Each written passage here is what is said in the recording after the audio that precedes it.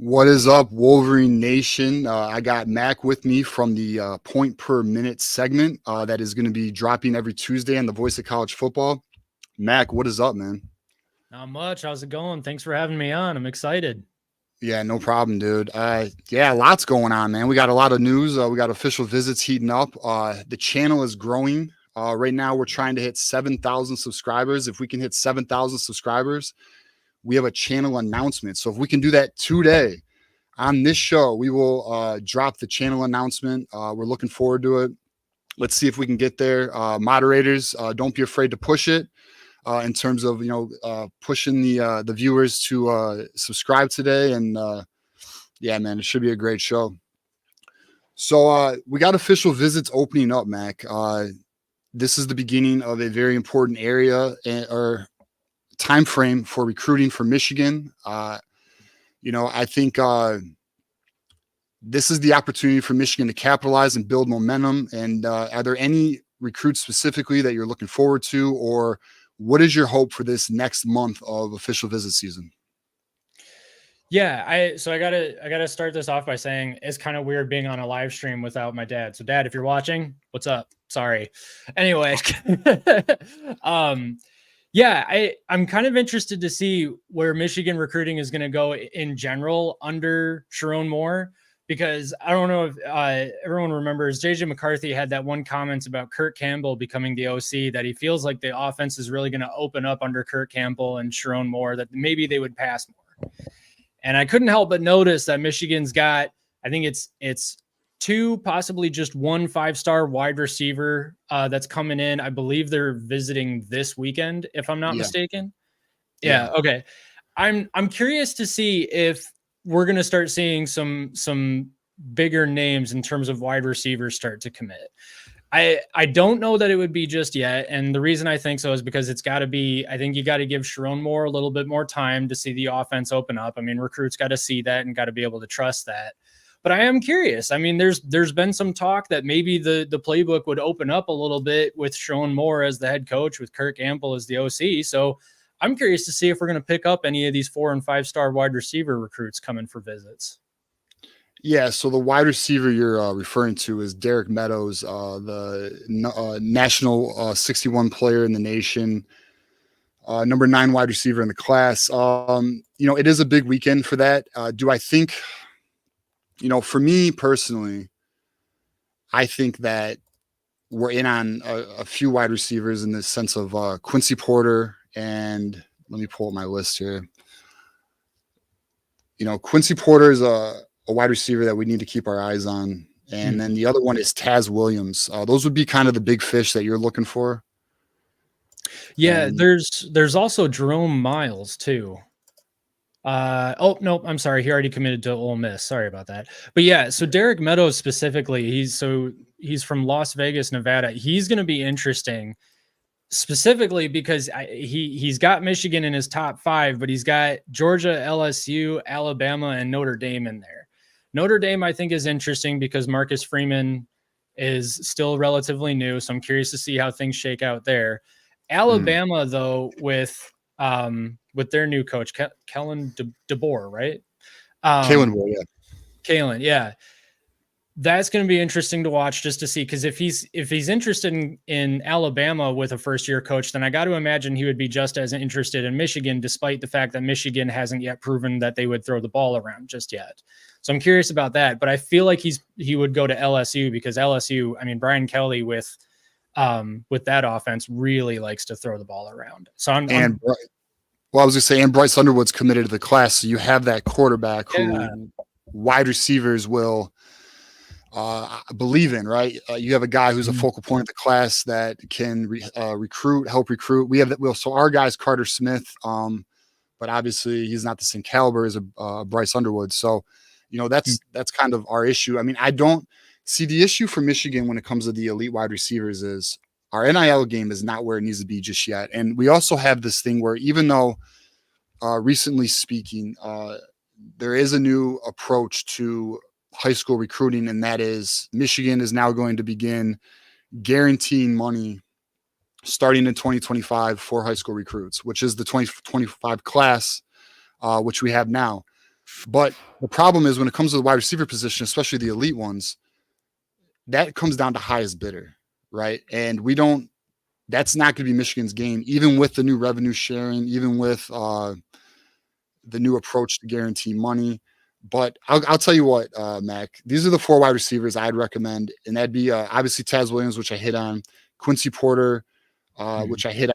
He's out of New Jersey, Jonathan Hall. And then the one that I really think we have a great chance with, and I actually feel like he's leaning, I'd argue we may lead for, and that's Preston Brown. He's an extremely underrated recruit who should be a 4-star, and he's not right now. He's one of those that are under the radar guys. Let's see. I'll pull up his. I'll pull up his profile right now so we can look at it.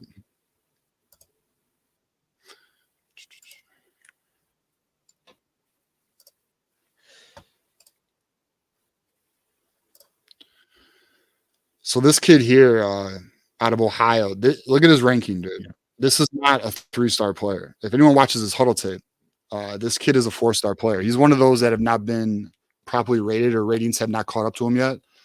This kid's he's definitely a Y type. He reminds me of like an Amon-Ra St. Brown type. So extremely gifted wide receiver. So this is kind of the kid I feel very good about right now for the class. And then obviously the 3 other players we're in on. And, it's potentially possible we lead for Taz Williams and Quincy Porter. But my only hesitancy with that is I haven't heard any news recently. And when it goes quiet, that's never a good sign.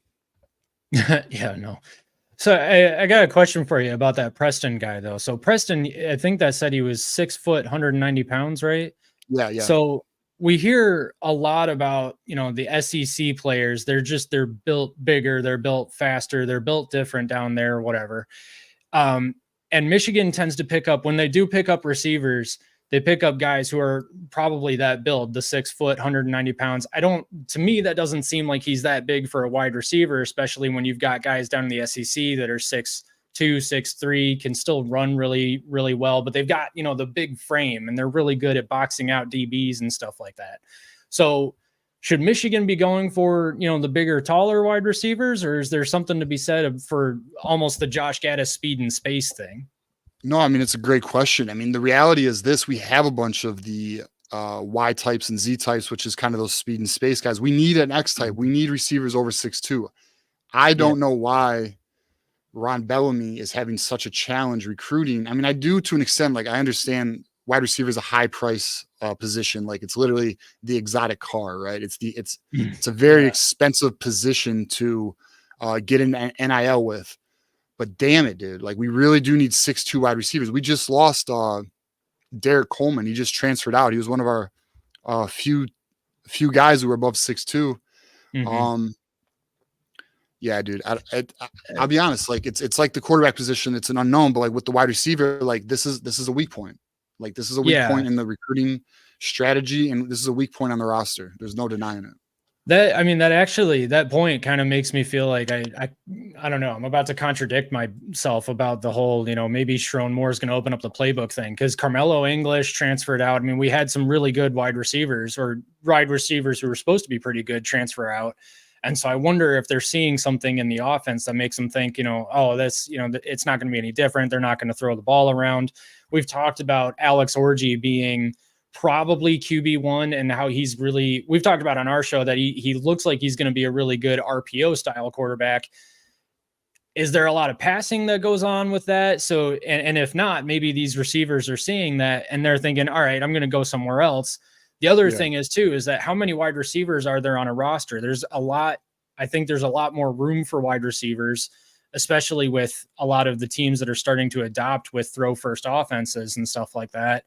And so you're starting to see players, that's an easily transferable position, I guess, is that if you're not happy with the amount that you're getting the ball at one place, chances are you'll get on a roster somewhere else pretty quickly. Yeah, I mean, so I would say teams want to hit like 7 to 9 scholarship wide receivers on the roster. But obviously in today's college football, that's so difficult with the transfer portal, right? I mean, it's so easy to poach a kid now. Yeah. So it's hard to maintain that. What's going to be interesting, though, to that point is the NCAA is looking at doing an 85 player limit to the roster. So Yeah. what kind of impact will that have on position groups? Because you're going to now with the 85 limit, you're going to have only so many players per position, so that'll be interesting. But I mean, I also agree our offensive system is not highlighting wide receivers, which also goes against us. But like, let's be honest, man. How many extremely talented wide receivers do you see go to a team that sucks? Well, it's because they're getting paid. If you improve your strategy and you make it competitive, you can get a wide receiver. The system's not the problem. Unfortunately, the NIL strategy is the problem. But again, we talked about it earlier this week. That is evolving. So I'm actually encouraged to see where that goes. I guess the other part is that honestly, it doesn't really matter. Michigan just won a national championship running the ball. So right. And like, that's, and that's so like, we should hit on, all right, we'll hit on this comment. And then we got Jackson Johnson waiting in the wings. We'll bring him on here. But, did you see Bryce Underwood's comments this week? I saw he made comments and I saw people were pissed about it, but I didn't see the comment. All right. So it was basically like along the lines of like, what quarterbacks has Michigan developed? Like essentially their system doesn't promote, it doesn't showcase a high caliber quarterback, which is why LSU was so attracted to him, which is true. I mean, I've heard that, like I've heard it's true in the sense of that's why he likes LSU, because of their offensive system, because obviously what Jane Daniels did with Joe Burrow. Obviously Brian Kelly's a different head coach than what's his name? Who was LSU's coaches who won the national title? Oh, damn, I'm forgetting his name. Ed Orgeron? Ed Orgeron. Good job. Okay. And so obviously, so LSU seems to have a track record of developing quarterbacks, even though Ed Orgeron was the reason for Joe Burrow.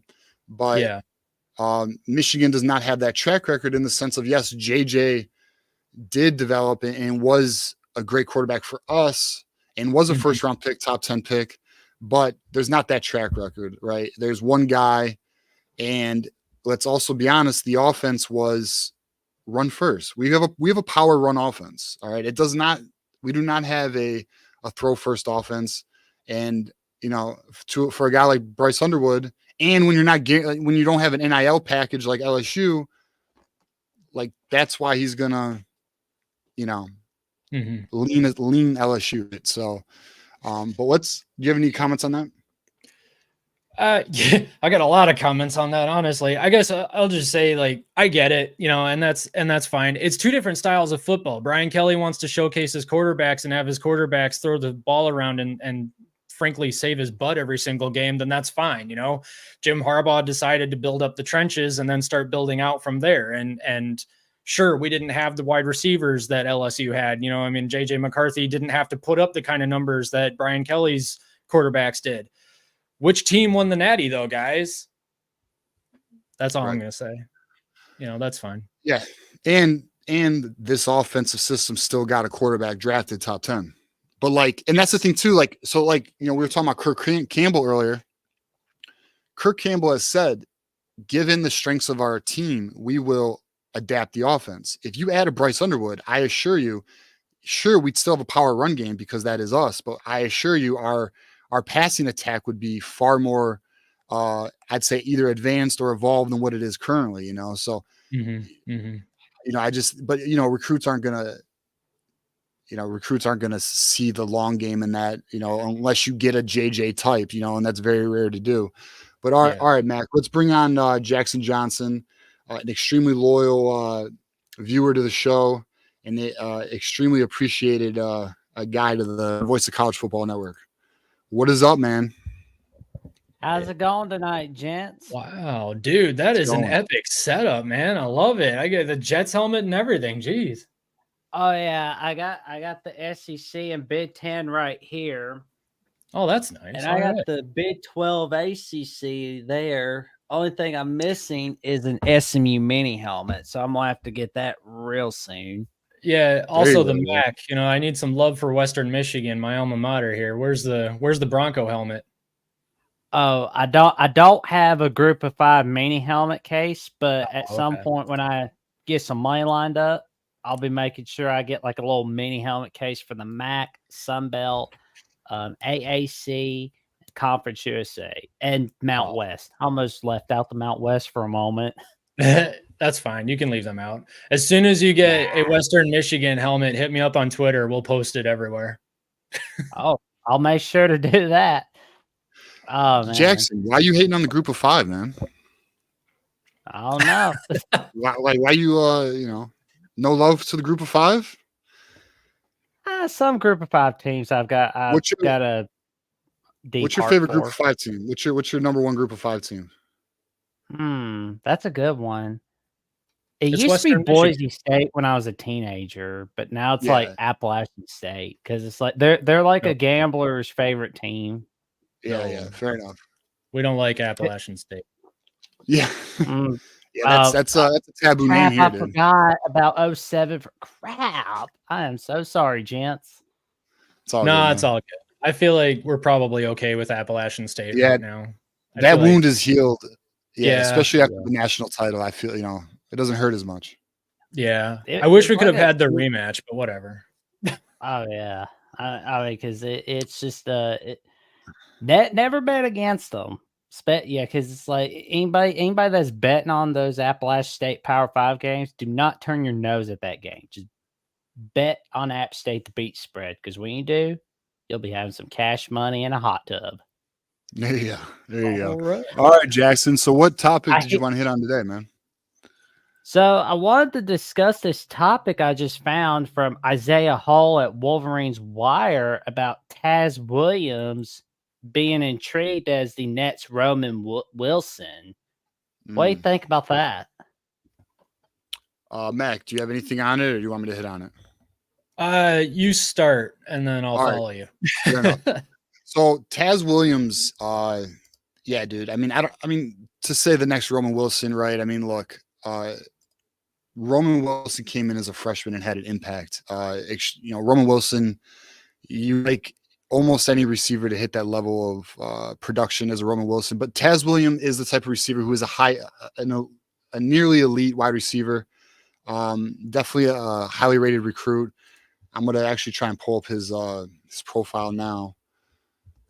But yeah, I mean the kid's gifted as hell, dude, and I think I don't know if I'd give him a Roman Williams comparison, but he's definitely an extremely good wide receiver that is actually, I think, previously from Pennsylvania. If I'm missed, which is why you may be like, why is a kid from Texas have interest in a school like Michigan? And it's because he's actually originally from the Midwest.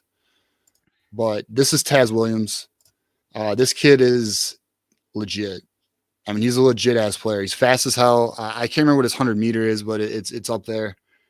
Roman Wilson ran a 10.6 800 meter. So I think Taz Williams actually not too far off that.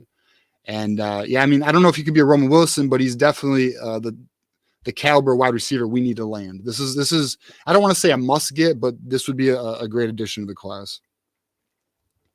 I like that his name is Taz. I bet when his parents named him Taz, they must have been like, oh, we really love Looney Tunes. Let's name him Taz. Well, Taz Williams was an NFL receiver for a while, wasn't he? Isn't that his dad? Am I thinking of someone else? I don't know if it's his dad. I haven't seen anything on the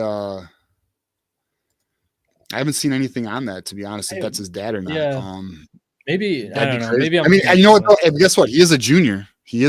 So maybe it is. But typically, I would be on top of that. So I actually haven't heard anything about that being his dad. But it wouldn't. I mean, I wonder. I mean, I might do a Google search. No. Yeah, I don't know, check it out.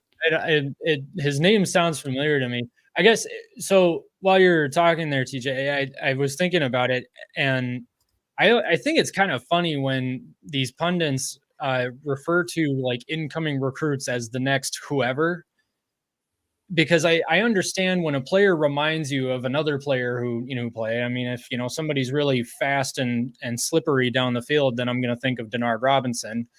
But right. I also think that if this guy really wants to be, if he wanted to be the next Roman Wilson, if we wanted another wide receiver like Roman Wilson, it's not so much his talent that's going to get him there, it's his attitude. Because like we were just talking about with wide receivers at Michigan, you're coming to stock block. Yes, you're going to catch a few passes, but you're coming to block on the edges, and you're going to like it or you're going to transfer.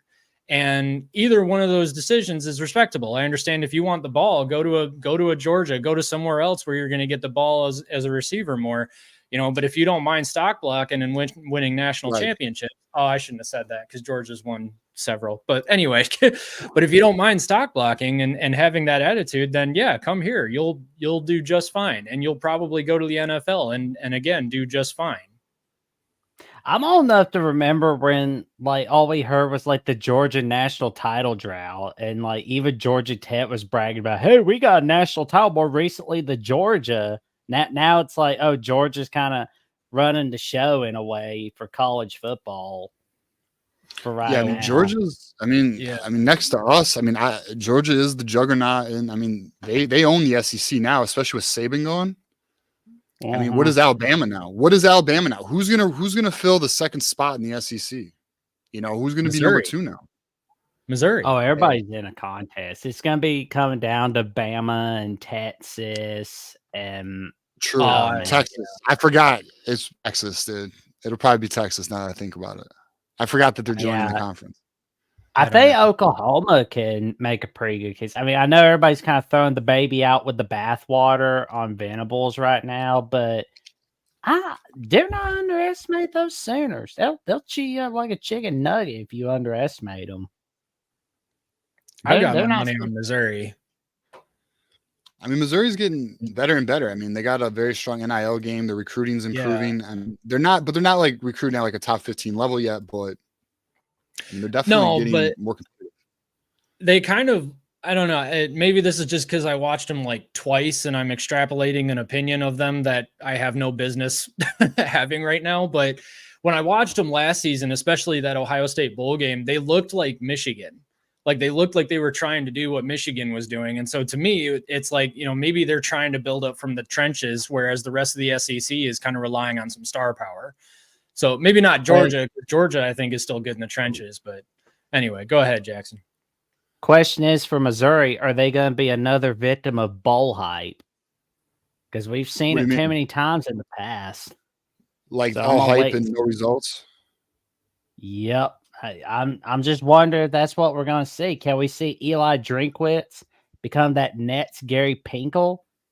Or is he just a one-hit wonder, and then it's like, we're waiting and seeing what happens for the next couple of years.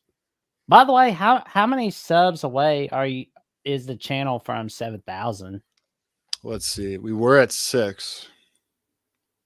We are still at 6, unfortunately. So we're 6 away, man. We're gonna get there though. Whether it's today or this weekend, it's coming. Yes, it will. Let's get Michigan football at the voice of college football to 7,000 subs. Yep. Heck That's the goal, man. But there we go. I'm Missouri though, so that I was gonna say that Ohio State game with Missouri. Missouri actually played terrible that game, even though they won. They did, yeah. Like that was not Missouri until second half. No, I know that game was terrible. Nobody could do anything except I'm thinking of their running back. I can't remember his name. Was that wasn't Judd? No, Judkins was Ole Miss. I can't remember their running back. Their running back did really well though, and he seemed to be like the only like bright spot on Missouri's offense. Frankly, it was Luther. It probably was Luther. Okay, yeah, maybe that was it. I think he was part of the Senior Bowl too. I feel like he had a really good Senior Bowl if I remember correctly too. Well, and I think maybe it was like those opt-outs from Ohio State that really hurt him. Because, like, let's be real here. Like, at Missouri, you're not opting out of playing against Michigan or Alabama or Ohio State. You want to play against the Blue Bloods. Nobody's opting out against those guys. And, when I picked, like, Tulane over USC a year or so back, I thought of one reason why I went with Tulane. Why would anybody do that? Easy. No opt-outs from Tulane. and there's going to be a hell of a lot of opt-outs from USC. And unfortunately, there were. Mm-hmm. Bam. So those are the things you have to take in consideration is like the opt-outs. But yeah. Let's help get Michigan football at the Voice of College Football to 7,000. And Father's Day is 2 weeks away. So come on in and get that Michigan merch right here at the Voice of College Football for the college football fans of your life, and especially the dads, especially the little coffee mugs. Hell yeah. I need to get me that beer glass is what I need to get. Oh yeah. Hey, go show it off to your friends, especially for the NBA finals. Yeah. The NBA finals are on? It's the Western Conference right now, isn't it? Oh, yeah. So Boston's advanced, and then it's Minnesota versus shoot. Who's Minnesota playing again? They're down right now. They're down. playing the Mavericks. That's right. Yeah, I should have known that. Luka Doncic is the shit. Yeah. I'm pulling for the T-Wolves because they're a bad luck team. So they're a what team? They're a bad luck team. Like they always they're like Charlie Brown at the pitcher's mound in the postseason. Try being a Pistons fan, dude. That's a bad luck team. They at least got Anthony Edwards and Karl Anthony Towns and. But anyways, I wonder if the Pistons will have. I wonder if they'll like go to the playoffs, like kind of like how the Sixers were, like because it was like trust the process, this, that, and the other. Except our process is broken. This process isn't working. But anyways, all right, Jackson. So what do you think about the Big Ten? Who do you think is gonna win the Big Ten this year? Oh, that's a good question. My question is who's getting in the playoffs? Because I think it's going to be like 4 teams getting in. Right now, I'm thinking it's Ohio State, Oregon. But once my Lindy's magazine comes in, and once I get the Phil Steele magazine coming in, I think I'll have a better idea. I'm leaning towards like Ohio State, Oregon, and Michigan getting in a dogfight one another. But Penn State, USC, Wisconsin, Nebraska, Iowa, they're going to kill each other. It's like Glengarry, Glen Ross fighting for those leads. Did you see we got the Oregon night game that's going to be on Fox? Did you guys see it got released today? Oh, did it? Yeah. They released that. That's going to be epic. That's at Michigan too. Yep. Yeah. I'm so excited. That game is going to be I'll be flipping between all of them. Honestly, that's this might be a really obvious thing to say, but that's a huge advantage for Michigan. That actually makes me feel a lot better about that game. Literally, that game being scheduled at night might be the reason why Michigan repeats as Big Ten champions. I kind of like how they got Georgia Tech, Georgia on Black Friday. It's like, oh, something out of the ordinary. Nice. I didn't know about that. That's cool. Yeah, they're trying. That's rivalry week, so they're trying to, they got games now on Friday. So, Michigan, by the way, I don't know if anyone knows, Michigan has told the networks they will not do a Friday game. That is why you don't see Michigan on any Friday games. That's fine. Yep. No, I don't want a Friday game. I want give me Saturdays. Yeah, I don't want Friday games. I only want Saturday games. I want Friday night to be the primer for the Michigan game the next day. When you wake up on the Saturday morning and you're like, all right, there's Michigan football on today. Like that's how it needs to be. Absolutely. I love them all. Thursday, Friday, Saturday. Doesn't make a difference to me. I do too, but I don't want my team playing on Friday. I need Saturday. Saturday is my I like with Michigan, we have a lot of noon games, right? So we get that noon game and then it's college football for the rest of the day. There you go. Yes. It's like it's like shoot it in my veins. Like I'm just gonna sit here all day, maybe get a pizza and a couple brewskis for the night game, and yes. And not only that, when in Jackson, this being an Alabama fan, when the season's going well and you're watching what other teams are ranked ahead of you or competing for obviously the Big Ten title or whatever, all the other games mean more. You're watching the number 6 seed, you're watching, and also you want to compare, what is Ole Miss looking like? Because everyone I don't know if you guys seen the rankings recently, but they got Ole Miss ahead of Michigan. I don't know if I'm buying it. I'm not. Michigan's ranked behind them. Can't win the big games. They're like the SEC version of Penn State. Yeah. Yeah, And they just lost their running back to Ohio State. So, I mean, right. Yeah. Judkins. yeah. Yeah, because like I don't think they're gonna win against Georgia. Question is, can they do well against LSU? Because they got to go to LSU this year. They do not win at LSU. They have not won at Death Valley under Lane Kiffin. They didn't do so 2020. They didn't do so 2022. Can they do it in 2024? Can they slay that dragon? But never Everybody's going to talk about Ohio State, Oregon, Texas, Oklahoma. But some people are going to be paying attention to the Magnolia Bowl on October 12th. Something to look out for. But never underestimate Brian Kelly's ability to snatch defeat from the jaws of victory. Brian Kelly does well in the regular season, but he's a disaster in the postseason. It's been throughout his whole career. Like at Cincinnati, it was fantastic finish against Pittsburgh, but then they get blasted by the Gators. Year before that, they lose to Virginia Tech in the Orange Bowl. And when he was at Notre Dame, we saw Notre Dame constantly losing in the postseason. And at LSU, he got that one big win over Alabama in 2022. We're supposed to be impressed by that dominant victory over Purdue or that close win over Wisconsin. They're saying, though, you're supposed to be beating Purdue. You're not supposed to be bragging about that. That's like bragging on beating up on somebody smaller than you. Pick on someone your own size. Right. Yeah, I completely agree. I think watching Brian Kelly at Notre Dame was, I don't know. As a Michigan fan, I don't know where we stand with Notre Dame anymore in terms of the rivalry. I know that's supposed to be a big one. Bring it back. I always kind of have a soft spot for Notre Dame just because I feel like they're, always almost there. And under Brian Kelly, that was kind of their thing, is that they were just always almost there and they couldn't get over if they had a game on the schedule and that opponent happened to be in the top 15, it was almost always an automatic loss. And it didn't matter whether or not Notre Dame was coming in top 5, top 10, undefeated record. It doesn't matter. They would almost always lose.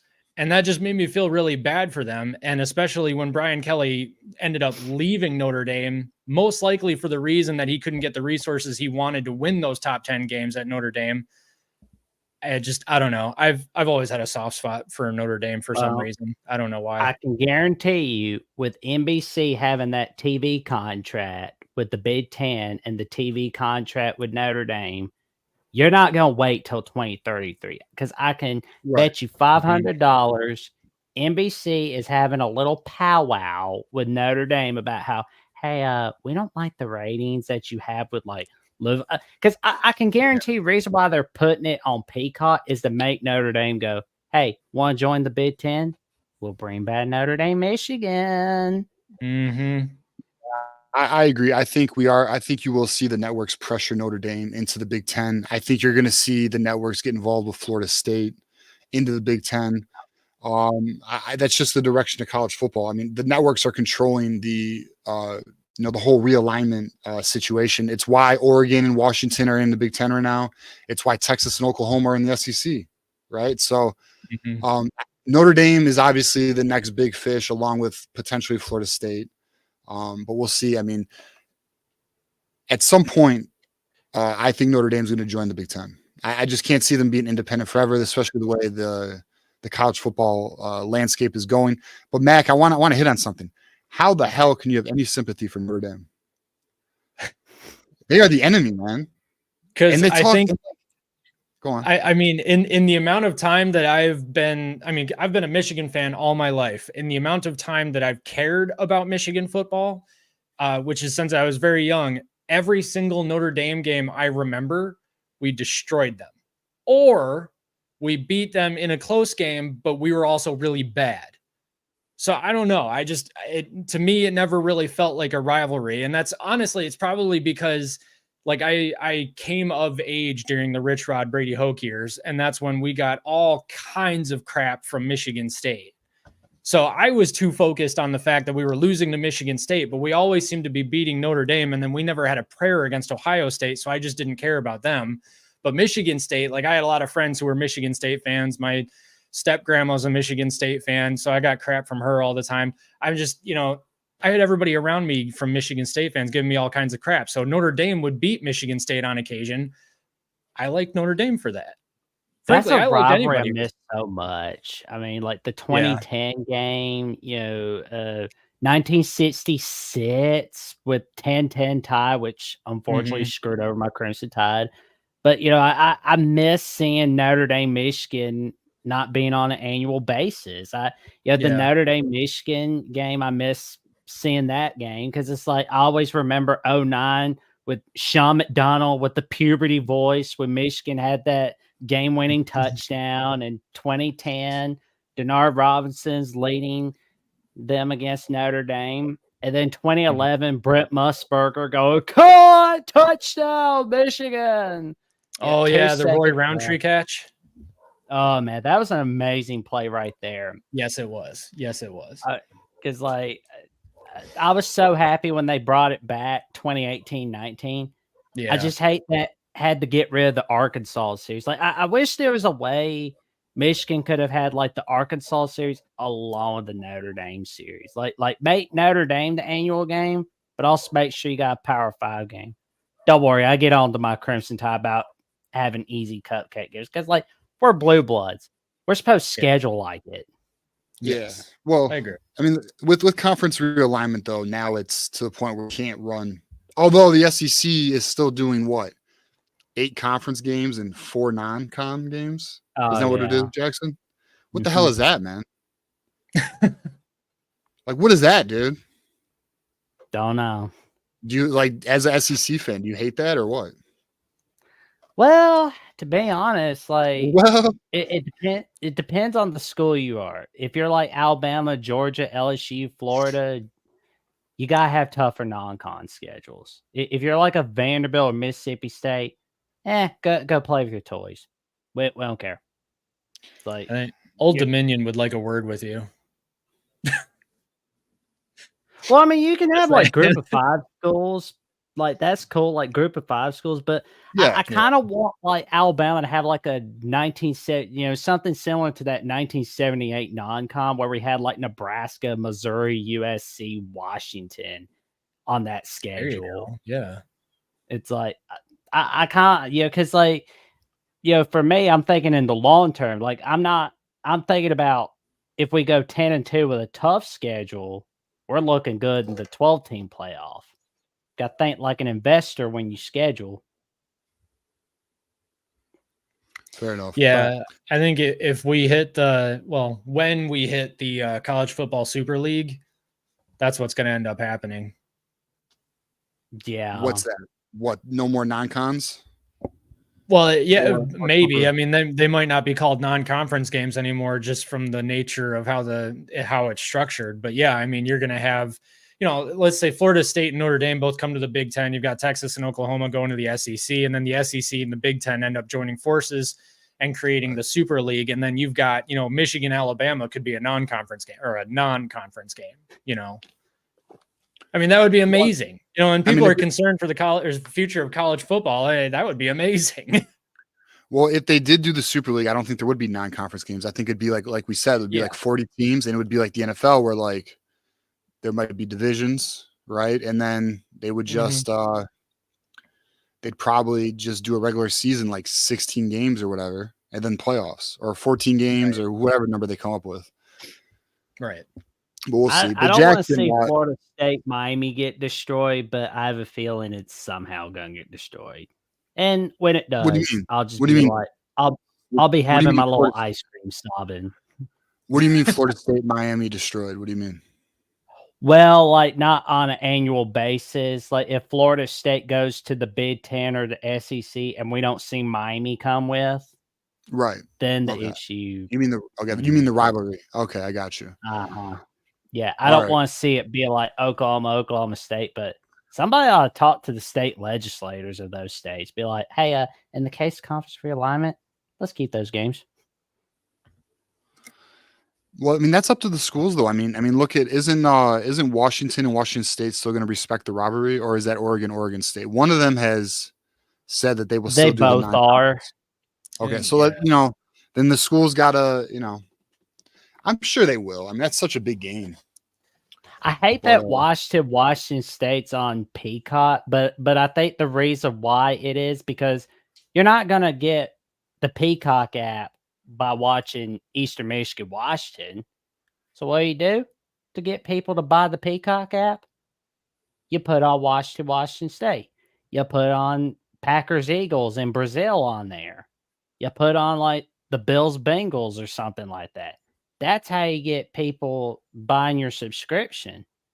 That's what you're doing. All right, Drufus has a question. All right. Is he a fool for thinking Texas has no shot at beating Michigan? Mac, I'll let you go first. No, but I still think Michigan's going to beat them. Right. I think Texas has had a bit of an exodus on defense. I know they brought some players in on defense through the transfer portal, but they need to. They're not doing the transfer portal like Michigan is, where they're filling in some spots. Just filling in some spots. Texas brought in a whole bunch of kids through the transfer portal, and so they got to figure out a way to get them to gel before the season starts. And we're already done with spring ball. I don't think there's enough time. I don't think Texas is going to have the defense that Michigan does. And honestly, I don't know. Quinn Ewers is a very good quarterback, and I'm excited to see what he does this year. But he's not going to go up against a defense quite like Michigan's all season long. So to me, it really does come down to the defense. But I couldn't tell you exactly how I feel about Michigan's offense just yet, only that I really hope Donovan Edwards has a really good season. So you're not a fool, but I still expect Michigan to win. Yeah. What about you, Jackson? You have an outsider perspective. What's your thoughts on it? Well, right now, I'm leaning towards Texas on a victory. I would like to see Michigan win this one, but it's a toss-up for me. Okay. So you got it like 50-50 right now? Yep. I mean, Quinn Ewers scares me. Okay. So here would be my counter argument. Okay. So Texas lost both wide receivers. They lost both running backs, backup and starter. They've lost a lot on defense, from corners to their interior defensive line, which was a strength of their defense. Obviously, Texas is talented, and obviously it's a team that can reload, but it's at home at the Big House. So I like our chances. I lean with Mac. I think we will win the game. I don't think it's going to be, and I wouldn't put no shot because Texas is a very good squad, but I do think that Michigan will come away with a 7 to 10 point victory in the Big House. That's my prediction. Yeah, I got this as being it's either going to be a nail biter and Texas wins, or it's going to be a blowout and Michigan wins, in my opinion. And the reason is because I think that Michigan's defense is just that good. The question is whether or not Michigan's offense can get the ball moving the way they did last season. And that really comes down to how Alex Orji plays with the offensive line. I'm not concerned about the offensive line. I'm just concerned about their relationship with Alex Orji and how he plays. If he can be competent, then I think Michigan could end up blowing Texas out something like 30-7, if that's still considered a blowout these days. 7, damn. Yeah, I mean, why not? If Quinn Ewers doesn't have time to throw the ball, why not? Yeah, we'll see. But all right, Jackson, you want to give some final thoughts before we move on to our next caller? You're out, buddy? I just want to say thank you for having me on, and tune in to Michigan football, the voice of college football, and let's get this channel 7,000 subs, everyone. Thank you, Jackson Johnson. We appreciate you, man. Until next time. Hey. All right, Tom, what is up, man? You've been waiting for a while. We appreciate you calling in. Hey, man, how you doing? Doing great. Can dude. you hear me? Yep, you're good. Right on. It's been good having you in Ferris, man. That's really cool. Yeah, we appreciate that, dude. Really cool. So what are you doing? You vaping a little bit right now? I saw you vaping in the back. You know it. Yeah. Yeah, I gave up cigarettes, a decade ago for that. I didn't want to stop smoking. So, but hey, I just called touch base and say hey, and what you had said a couple weeks ago about being more fired up for this coming year than, recently most. And I felt the same way. That same way, having a badass schedule again is going to be fun. And it's like the old days, when the West used to play good. It should be really cool, man. Win or lose, Yeah, I think a lot of people got caught up in people don't like change, right? They don't like the old tradition of what was the Big Ten or what was the conferences. But I mean, I really do believe, and I just don't think, I think this season's going to show a lot of people these matchups we're going to get are going to be epic, and it's going to be every single week from the Big Ten to the SEC, even a little bit in the ACC and the Big 12 even, right? But mainly Big Ten SEC matchups. But I just think this year of college football is going to be so epic. And I think something that a lot of people are not realizing is how important home field is going to be. So every game is going to matter. And then how important it is to get a bye in the playoffs. You want that bye, right? So I mean, every game will have its value. And I just don't think people are fully grasping that. I just think people are really reluctant to change, and they just want to hang on to the past without realizing how great this coming year is going to be. Yeah, no doubt, man. It's having big games early. It's going to be cool. Them last couple of years kind of got monotonous, just waiting through the year. We love watching the games, but they're kicking butt. It's so easy, You're saying you weren't really looking forward to that game against UNLV? I love them all, but yeah. Them early games get kind of tough. Yeah. What matchup this coming year are you most looking forward to outside of Ohio State? Oh, definitely Texas. And USC, I think we might have to watch out for. Who knows? They may come in and just have a good game. And excuse me. Of course, Oregon. It's going to be cool. The USC game seriously depends on whether or not Lincoln Riley wants to play defense. And, right. Yeah, they'll have some offense going for sure with him. Yeah. Well, Dylan Gabriel is their new quarterback, right? Or no, I'm sorry. Yeah. Dylan Gabriel transferred to Oregon. Yeah. Oregon, right. Yeah. So, yeah, I'm interested to see how Oregon's going to work. If Bo Nix. If Bo Nix was still the quarterback at Oregon, I'd be a lot more worried. And I mean, Dylan Gabriel's a good quarterback, but how is he going to gel with the rest of the team? And there's also some questions about their size on the offensive line. Not that they're not a good team. It's just there are some questions. So it'll be interesting. Right. That's what I hear. Yeah. Yeah. I think DF was talking about that, their line being a little small. Mm-hmm. Well, let's hope so. Hope we can get in that backfield. Yeah. I mean, go ahead, man. Sorry. Well, I was going to say, we have a great sample size with Washington versus Oregon, right? You got to see what Washington's offensive line was able to do to Oregon. I mean, obviously Oregon's aware of this. They lost to them twice last year. So Oregon's obviously going to put a lot of focus into adding size and strength to the trenches because they need to. And that's another dynamic this season that's going to be so fascinating to watch is how does the Pac-12, the new teams from the Pac-12, how do they fare in comparison to the Big Ten and Smash Mouth football? What does an Iowa and a Wisconsin do to these teams? Can they handle it? Can they handle these road games? I mean, it's going to be, I mean, how wild would it be if an Oregon, a USC, I don't think we think very highly of Washington this year because of so much turnover they had, but how wild would it be if these teams really get their mouth punched, and they really just stumble right out the gate? I think it's a possibility. Yeah, it is. Mm-hmm. I think our chance against Texas, I think we're going to probably be able to get into their backfield.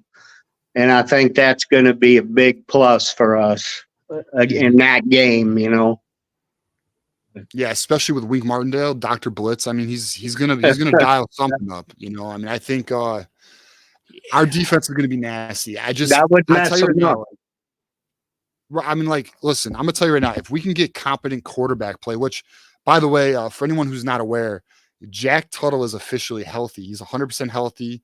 He's now able to do. He's been green lighted to do everything. So he's now in the QB competition.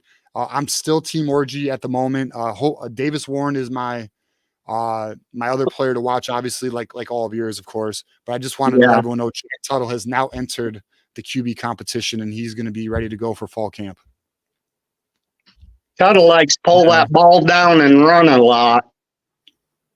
Yeah. I wish he'd, get rid of the ball sometimes and try passing it a little more. Who knows?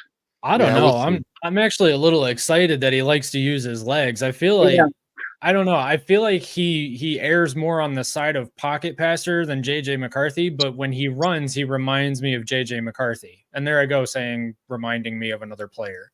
But like, what was that game? Was it against Rutgers where he had that fourth down run and picked up the first down and then got knocked out on injury or something like that? I mean, that was a great play. That was really, really good. He can move. Yeah. Yeah, I just don't have a lot of faith in Jack Tuttle. I know a lot of people do, so like, I am open to being proven wrong on that. I just, given his track record at Indiana, guys, he couldn't even crack the starting lineup at Indiana. I mean, he cracked it, but he couldn't keep it. I think we need a higher bar for a starting quarterback. But look, if Jack Tuttle wins and he shows he's capable, I'll eat crow on it. I'll take that L. And I'll be more than happy because that means Michigan's doing well. So, we'll just have to see how it evolves this fall camp. I mean, Tuttle was also at Indiana like a million years ago too. So things may have changed. Yeah, who knows? Yeah. All right, fellas, I'll get off here and let you get to the next guy. I just wanted to, introduce myself and say go blue. It was cool getting a face to the name because I've seen you in the comments. We really appreciate you. You tune in essentially every episode or every week. We really appreciate it, man. Yeah, sounds good. I appreciate having you guys. All right, man. Thanks for calling in. Go blue. All right, go blue. Go blue. Go blue. All right, Mac. We're gonna pull Keith Rebar up. We'll see what he has to say. What's up, Keith? Hey guys, good to talk to you again. Absolutely, man. So what's on your mind? Remember who I was on team last week? On team? Yeah, quarterback team. Let's see. I know you work on robots. I don't know if I remember what quarterback you were. I was on Team Tuttle. That's right. Well, there you go, man. The news is here, and he's healthy. So we'll see if he can take QB1 position. Yes, and a couple things on Tuttle that you might have missed. When he was the Indiana starter, he lost that job to one named Michael Penix. Yeah. Yeah. So, and obviously, Michael Penix is a first-round pick. So. Yeah. So, I don't hold that against him if you're beat out by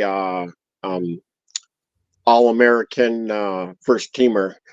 So the other thing is the talent he had to throw to and the blocking he had in front of him wasn't what Michigan was.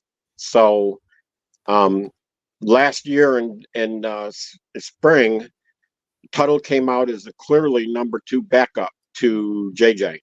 Mm-hmm. So JJ looks, Tuttle looks JJ-esque in the Michigan offense, and that's why I think he's going to run away with this competition in the fall. Oh, that's bold. Yeah, I don't know if I'd put him on the level of a JJ, but I mean, look, here's what Tuttle has. He has experience. He knows the playbook. He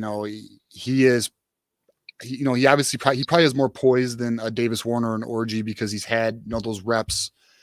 We'll see, man. Look, if he wins, I don't see it. Like if I had to put some money down, I'd bet he won't win, but he might freaking win, dude. We'll see. I mean, I really think they're invested in Orgy.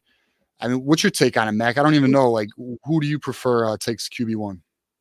I was thinking Orgy would be the better QB1 just because of the RPO element and because he's a freak of nature. I mean, the guy is huge and he can move really well. So I don't know. To me, it's almost like Michigan brings smash mouth football to the 21st century with Alex Orji being, essentially a really tall running back or a really tall battering ram, basically.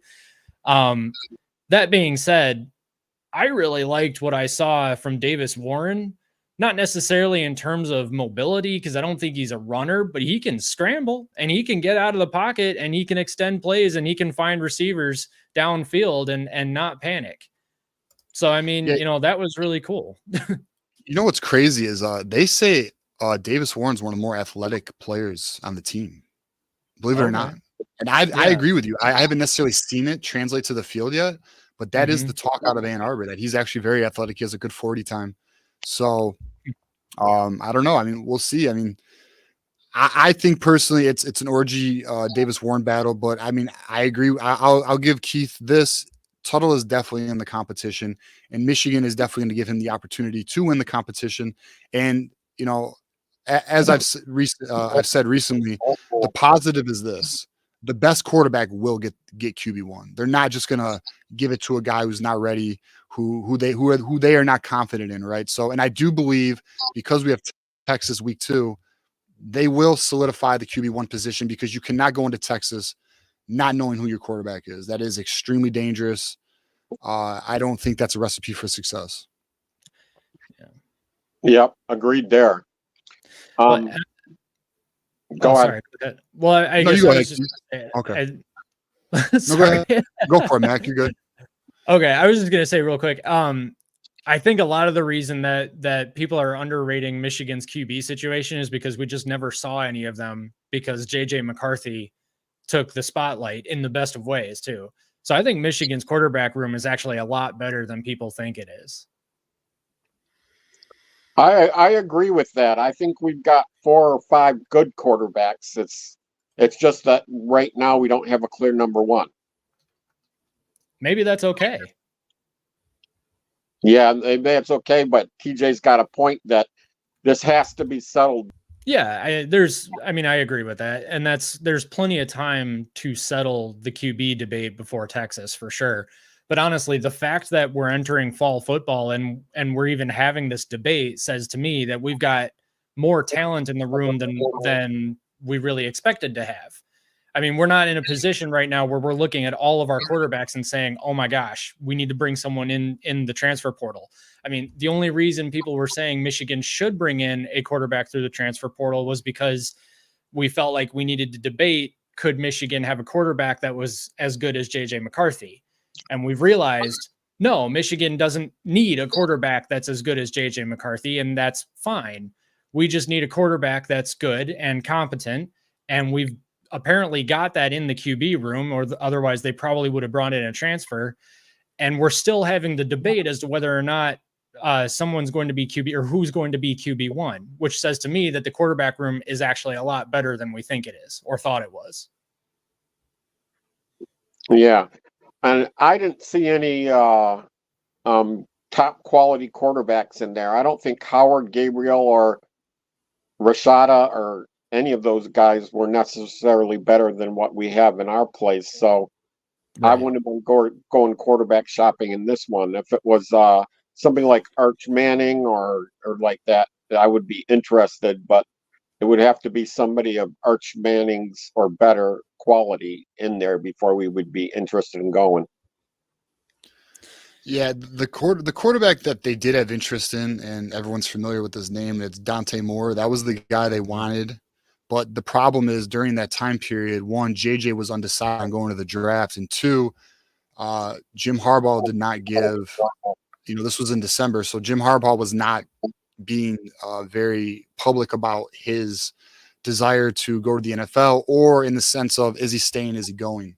Because they were still chasing a national championship, and the portal window is poorly timed. It's terribly timed. We all know this. Unfortunately, it's during bowl season. So Michigan got caught in a bad position where there was a lot of uncertainty with the program, and also, Michigan couldn't be too aggressive because they didn't know themselves what direction they were going, even at head coach. So it is what it is. I mean, Sharon Moore is going to have to just make the best with what he has, and hopefully, the boys can develop and still keep the same standard we had the last 3 years. Yeah, well, Dante Moore, didn't he have like 6 interceptions against 5 touchdowns in his half season at UCLA? Yeah, it wasn't great. Yeah, It wasn't great. Whatever he had wasn't great. I remember looking at his first game was like pretty solid, or his second game I think he had that was pretty solid, but after that it was all downhill. Yeah, because those were cupcake U's that he looked really good against, and then when he got into the meat of the Pac-12, he suffered in big time. Yeah. Well, that was also UCLA. I mean, UCLA had a couple of good games and then hit Pac-12 play and just fell apart. Right. Which is a lot of the reason why Chip Kelly's at Ohio State now. So yeah, he knew the writing was on the wall. He knew he had one more year left, so he got out of there before they cut him loose. Right. I guess I just mean that any crap you saw with Dante Moore, I wouldn't put that on Dante Moore when the entirety of UCLA wasn't doing very well. Yeah. Fair. Yeah. Fair point. I Keith, also go on. I also wanted to cover make a counterpoint on Michigan wide receiver recruiting and saying that don't fall for false equivalencies, because I'll give you 3 names. Anthony Carter. I was there for the Wangler to Carter connection to beat Indiana. Desmond Howard and Braylon Edwards. There's a lot of luck in recruiting, as you know, TJ, and we've recruited good receivers all along, but we got lucky where 3 of them were Heisman contenders or actually won the Heisman. So Michigan will get great receivers in time. We just don't get them the frequency of the Ohio States. Yeah, I mean, we don't need. See, that's and I think we would all agree we don't need Ohio State caliber wide receivers, but what we do need is competent receivers that are a threat. And I think we have that in Samaj Morgan. I think Tyler Morris is a good receiver. I mean, really, to be honest, the concern is really just the X position. Obviously, John Diadamo is Team Fred Moore. We'll see if he can take it or who's going to step up in that position. I just, you would hope, breaking in a new quarterback, his weapons were a little bit more proven, because there's a lot of uncertainty with the wide receiver position too. Yeah, there's uncertainty, but I mean, we know Samaj Morgan is really good. Tyler Morris, his first career touchdown at Michigan was against Alabama.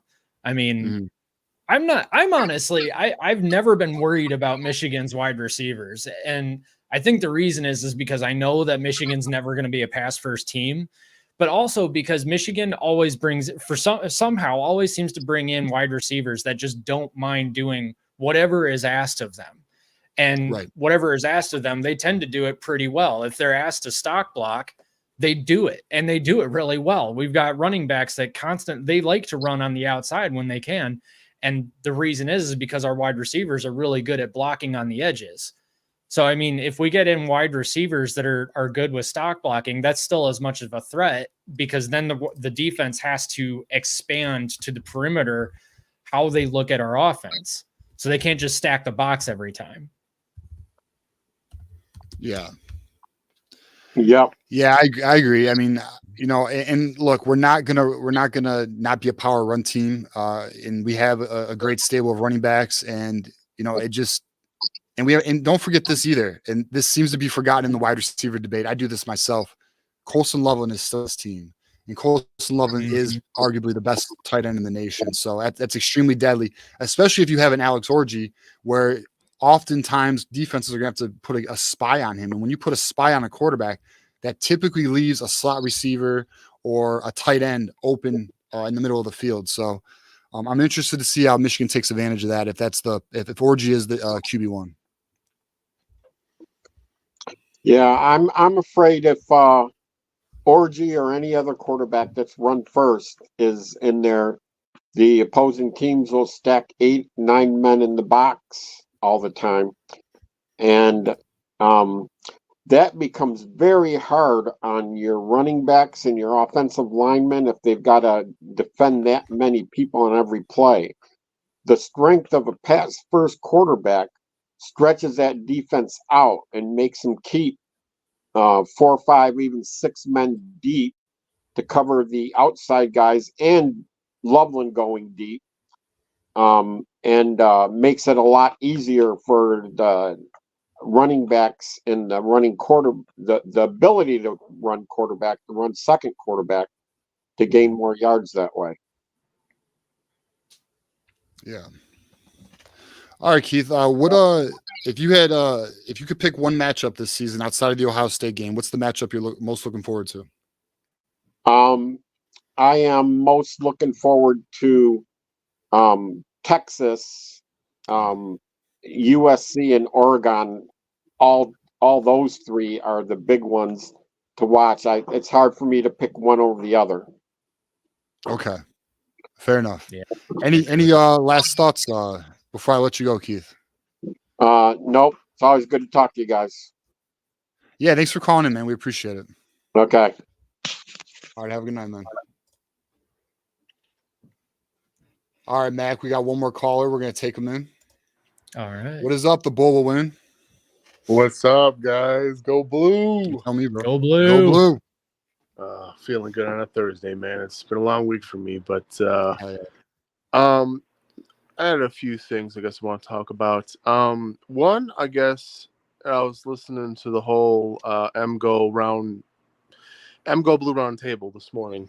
I don't know if you guys caught that this morning, but there is 2 guys talking about recruiting, all that stuff, and everything. And then I think it was Brian made a good point about Ohio State, and I sort of agree too that he's like, I'm not looking through this rivalry, this U of M lens, but just from him watching a lot of football and everything, that you just see the Ohio State culture just isn't there. That they've always had top talent, they've always had good talent, great talent, right?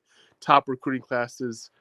But it just takes certain coaches to get them to the top, right? And I think, luckily, they had Urban Meyer to do that, to where he wanted to be hated. He lit the fire underneath people's asses to get them to push more, to go further. And you saw that on the field. I was scared when that happened, and it reflected. And I feel like with Ryan Day now, it's just not there. It's just not there. How he runs things, how he does things, you see it, and then all of a sudden it just comes to full culmination in that Notre Dame game. Oh man, I laughed so hard. Just full culmination where he's like, Lou Holtz, you're 80 years old and we're tough. And I'm like, and I'm thinking to myself, that's it. This is him. Like, this is his culture. This is who he is. Like, he can't do it. And if he gets enough luck and enough, I'm just gonna say luck, to get through these games, because he does have the talent for it. Because like Brian was saying, I feel like Michigan has a chance at the end of the day, at the the last game of the year.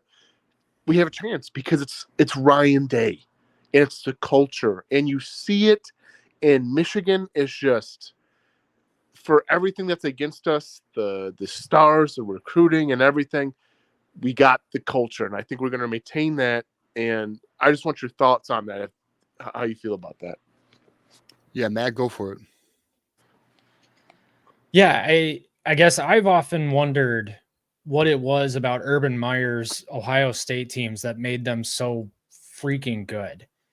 And the reason the reason it's so confusing is because he goes to Jacksonville and things fall apart within 7 games and gets fired. And it's bizarre. I mean, and it happens all the time where really good college coaches go to the NFL and they just don't do well. They get fired, or just something goes wrong. Nick Saban is a name among those types of coaches.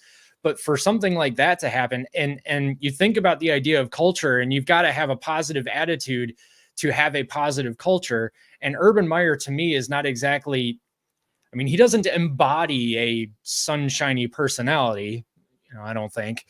So what was it about him that made his team so good? And I think you make a really great point that he was just fine being the villain. And maybe that's really what it was, is that he was fueled by our hatred of him. And he told the players, like, get angry and get villainous because they hate you. And you're going to use that for your own strength. And frankly, that's genius. And he had the smarts to take that hatred and that strength and the talent to build an incredible team. And Ryan Day has destroyed that in 3 seasons. And I say this as, honestly, I might get a ton of crap for this, and I might not be invited back on the channel after saying this. I am a Ryan Day defender, guys. Like, and I'm not just saying, I'm not just saying that because we beat him 3 times. All right, see you later. I'm just kidding. What's up, man? Get out of here, bro. Oh, man. What the hell? I'm not just saying that because we beat him 3 times in a row either. Like, the guy's a good coach. I've defended him so many times on Team Rivalry against other Ohio State fans too. Like, he's a good coach. He's 56-8, whatever. His attitude is so much like that kid who constantly gets picked on in, during recess, and then he's, I'm going to take my ball and go home, like that kind of thing. Like, he gives off just soft vibes, and I'm pretty sure that the only reason he's doing as well as he is because he's a good tactical mind and he knows how to use his talent to win football games. But when it comes to those top 5 matchups, he's losing them because he's not teaching his team how to be tough, how to get through those tough moments. When you get punched in the face, are you going to get back up, or are you going to cry about an 80-year-old man who maybe said a few not so sensitive things about you? I don't know. That must be all it is. So to me, I think you're right. The culture with Ohio State is just not there right now. But fortunately for them, it's not been a total disaster because they have a head coach who is at least a smart enough tactical mind to win the rest of their games. But as soon as they come up against a team that can punch them in the face, they crumble. Yeah. All right. So let's have a debate. Okay. So you think Ryan Day is a good coach or a good head coach? That's an interesting question. I think he's a good head coach. Wrong. Yeah, Okay. I would argue, and I've made this argument on the show, so any of the reoccurring viewers probably know my position on this. But to me, Ryan Day is a extremely bright and gifted offensive coordinator. Right? He's one of the best in college football. He's probably top 3 in college football in terms of just an offensive mind. But he is not a leader of men, because you actually brought up in your own argument, Mac. The culture is not where it was. There does seem to be a difference. I would argue there's cracks in the foundation. And the reason why is because Ryan Day is not a leader of men. He does not create a culture in which that team is going to fight. You saw Roman Wilson's comments talking about how soft they are, how they're not going to block. He's going to block them into the ground. Like they're too busy dancing on TikTok and shit. And the reality is Ohio State is a team full of divas. It's not a team full of blue collar, lunch pail, kicking ass dudes who wanna brawl on the field. I mean, Ohio State is unfortunately, not even unfortunately, fortunate for us because we're kicking their ass right now. They've shifted the team, even though Ryan Day has a pretty good record because they're beating up on the Big Ten, which when you have as much talent as they do, you should. Okay, they have more talent than anybody in the conference. Remember that. Okay. Yes. But what you're seeing is a team that isn't mentally or physically tough, and you see it in the coach. Like, and you brought this up too with the Notre Dame game or the game where or not Notre Dame game, the USC game where every time Ryan Day tries to be tough, it seems forced. Yes. Oh, I can. Yes, absolutely. It seems not natural. It's not organic. It's like he's trying to prove something instead of just being his own man. And unfortunately, I think Jim Harbaugh got to him with that third base comment. Because ever since Ryan Day was so confident he was going to hang 100, he never has. Yes, that's correct. I just do not think Ryan Day is the leader. I think Ryan Day is an offensive coordinator. He is a Chip Kelly. And that is why Chip Kelly is now the offensive coordinator at Ohio State. Because some guys are leaders and some guys are just brilliant minds. And Ryan Day is just a brilliant mind. He's not a leader. Okay, so that's a really good point. He's not a head coach. He's a good coach. I understand what you mean by that. So that definitely makes a lot of sense. I completely agree with that. To me, then, as a head coach, he needs to use his strategic mind to put together a coaching staff that can then do the coaching for him. And maybe that would help them somehow or another. Maybe they can then take that talent and better use it. I don't know. He's never going to be the guy to create culture around for all of the reasons that you just stated. And that's, I guess that's just that. Yeah. I mean, well, go on. Oh, no, I was going to say, I feel like he is, like you said, offensive coordinator, brilliant mind, has the Ferraris and Lamborghinis, has the beautiful cars and uses Maserati Marv. Exactly. Maserati Marv. He's got all these nice vehicles. He knows how to use them. I totally get that. But at the end of the day, he, as you saw last year, right? And that what I watched the game at least once a month, Ohio State game, third quarter, right? And they just run the ball down our throat, and I'm just like, oh my God, like, what is this? What is happening right now? What? Whoa, no, and it stops, right? And you're just like, I saw that, yeah. Now that was. I don't know what. Maybe he took an edible, on the halftime or something. I don't know what he did, but all of a sudden he's like, I got an epiphany, and then the high wore off, and he's like, yeah, no, back to throwing, guys. Let's go back to that, and you're just like, wow, really? Like you have the talent, you have everything, but the choices you make, and like you said, drop trowel, let's go, and he's just like, I'm just going to pee myself. And you're like, okay. Well, that's good to know. That didn't make any, that play call didn't make any sense to me, because I saw the exact same thing that you saw. Like, they were running it down our throats. They were having success with that, a lot of success with that. And then they just change it. Why? Right. No, I mean, so I agree. So for the last 3 years, up until that third quarter, we bullied them. And then I saw the same thing too in that third quarter. I was like, oh shit, they just had a drive and they put us. Like, they actually pushed our defensive line 3 yards back. And I was like, I got nervous. I got a little nervous about it. I was like, oh shit, did Ohio State figure out, the proper approach to their offense now? Are they going to start playing power football? And then they completely went away from it. And they lost again. And then you saw look, we could talk about the Missouri game. The same thing happened with the Missouri game. And I know some people sat out, but still, that's a culture issue, dude. And let's be honest, you are far more talented than fucking Missouri, dude. You are. Yeah.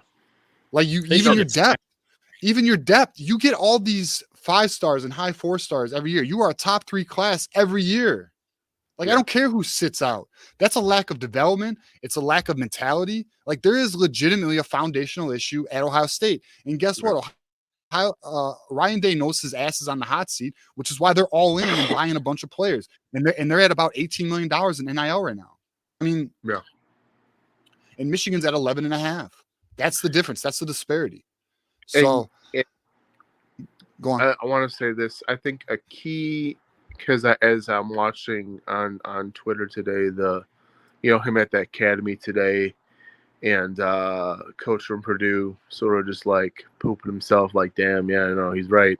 He's making the comments of, your haters are holding their breath waiting on you, and you need to make sure that their ass to suffocate, right? That's that mentality, that just verbalizing that, knowing that he has seen, I can't say he saw it because he wasn't part of the team, I don't think, in 2020, Sherrone Moore, but Harbaugh, I think that's the difference between us and Ohio State, especially Ryan Day, right? Ryan Day's just, and I think that's why the third base thing bothers him, right? Because he's like, I didn't really see too much adversity, right? while I was with Urban Meyer, but for sure Jim Harbaugh did, right? He went through that, full 5 years, 6 years, a year run, whole 5 years just getting beat, right? And just, man, I am just this close. And then, after 2020, it all snapped and broke on him, right? And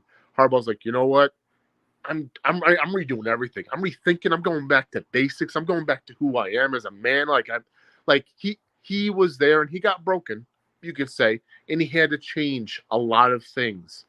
And that's the difference. That's the difference is Michigan's gone there. They've snapped. They've totally changed, right? I don't really want to go back to the whole let's get a quarterback to the portal, because I feel like now there's a culture that we need to fit. I don't want a prima donna. I don't want this dumbass Bryce Underwood. I don't want him. Okay, I don't want Dante Moore. I don't want these kids that I want to be quote unquote developed. Fuck off. No, sorry. No, you're lying. You got paid. You got hookup. I get it. You're in a good situation. Congrats. But there's just a culture. There's a culture that and I think Sherrone Moore is definitely doing that going forward, taking that, manhandling it, and driving it forward. And that's what we're going to do. And that's who we're going to be. And Ryan Day has none of that. He hasn't been to the depths. He's getting there. I'll tell you that much. He's getting into the depths. And we're just drowning him. And I don't think he has the mental fortitude to overcome this. I feel like he's not going to get that chance. He might get it this year, but I tell you what, you got one bullet left in that chamber, my man. One big bullet. You better nail it. Yeah, it's his last shot. If he can't pull it off this year, he is gone, and then we will have a new coach to deal with. And I'll just preface everybody now, whatever next coach Ohio State hires, I assure you it's going to be a damn good coach, because they're going to go all out. And they could pretty much get almost anybody they want. Like you saw what USC did with Lincoln Riley.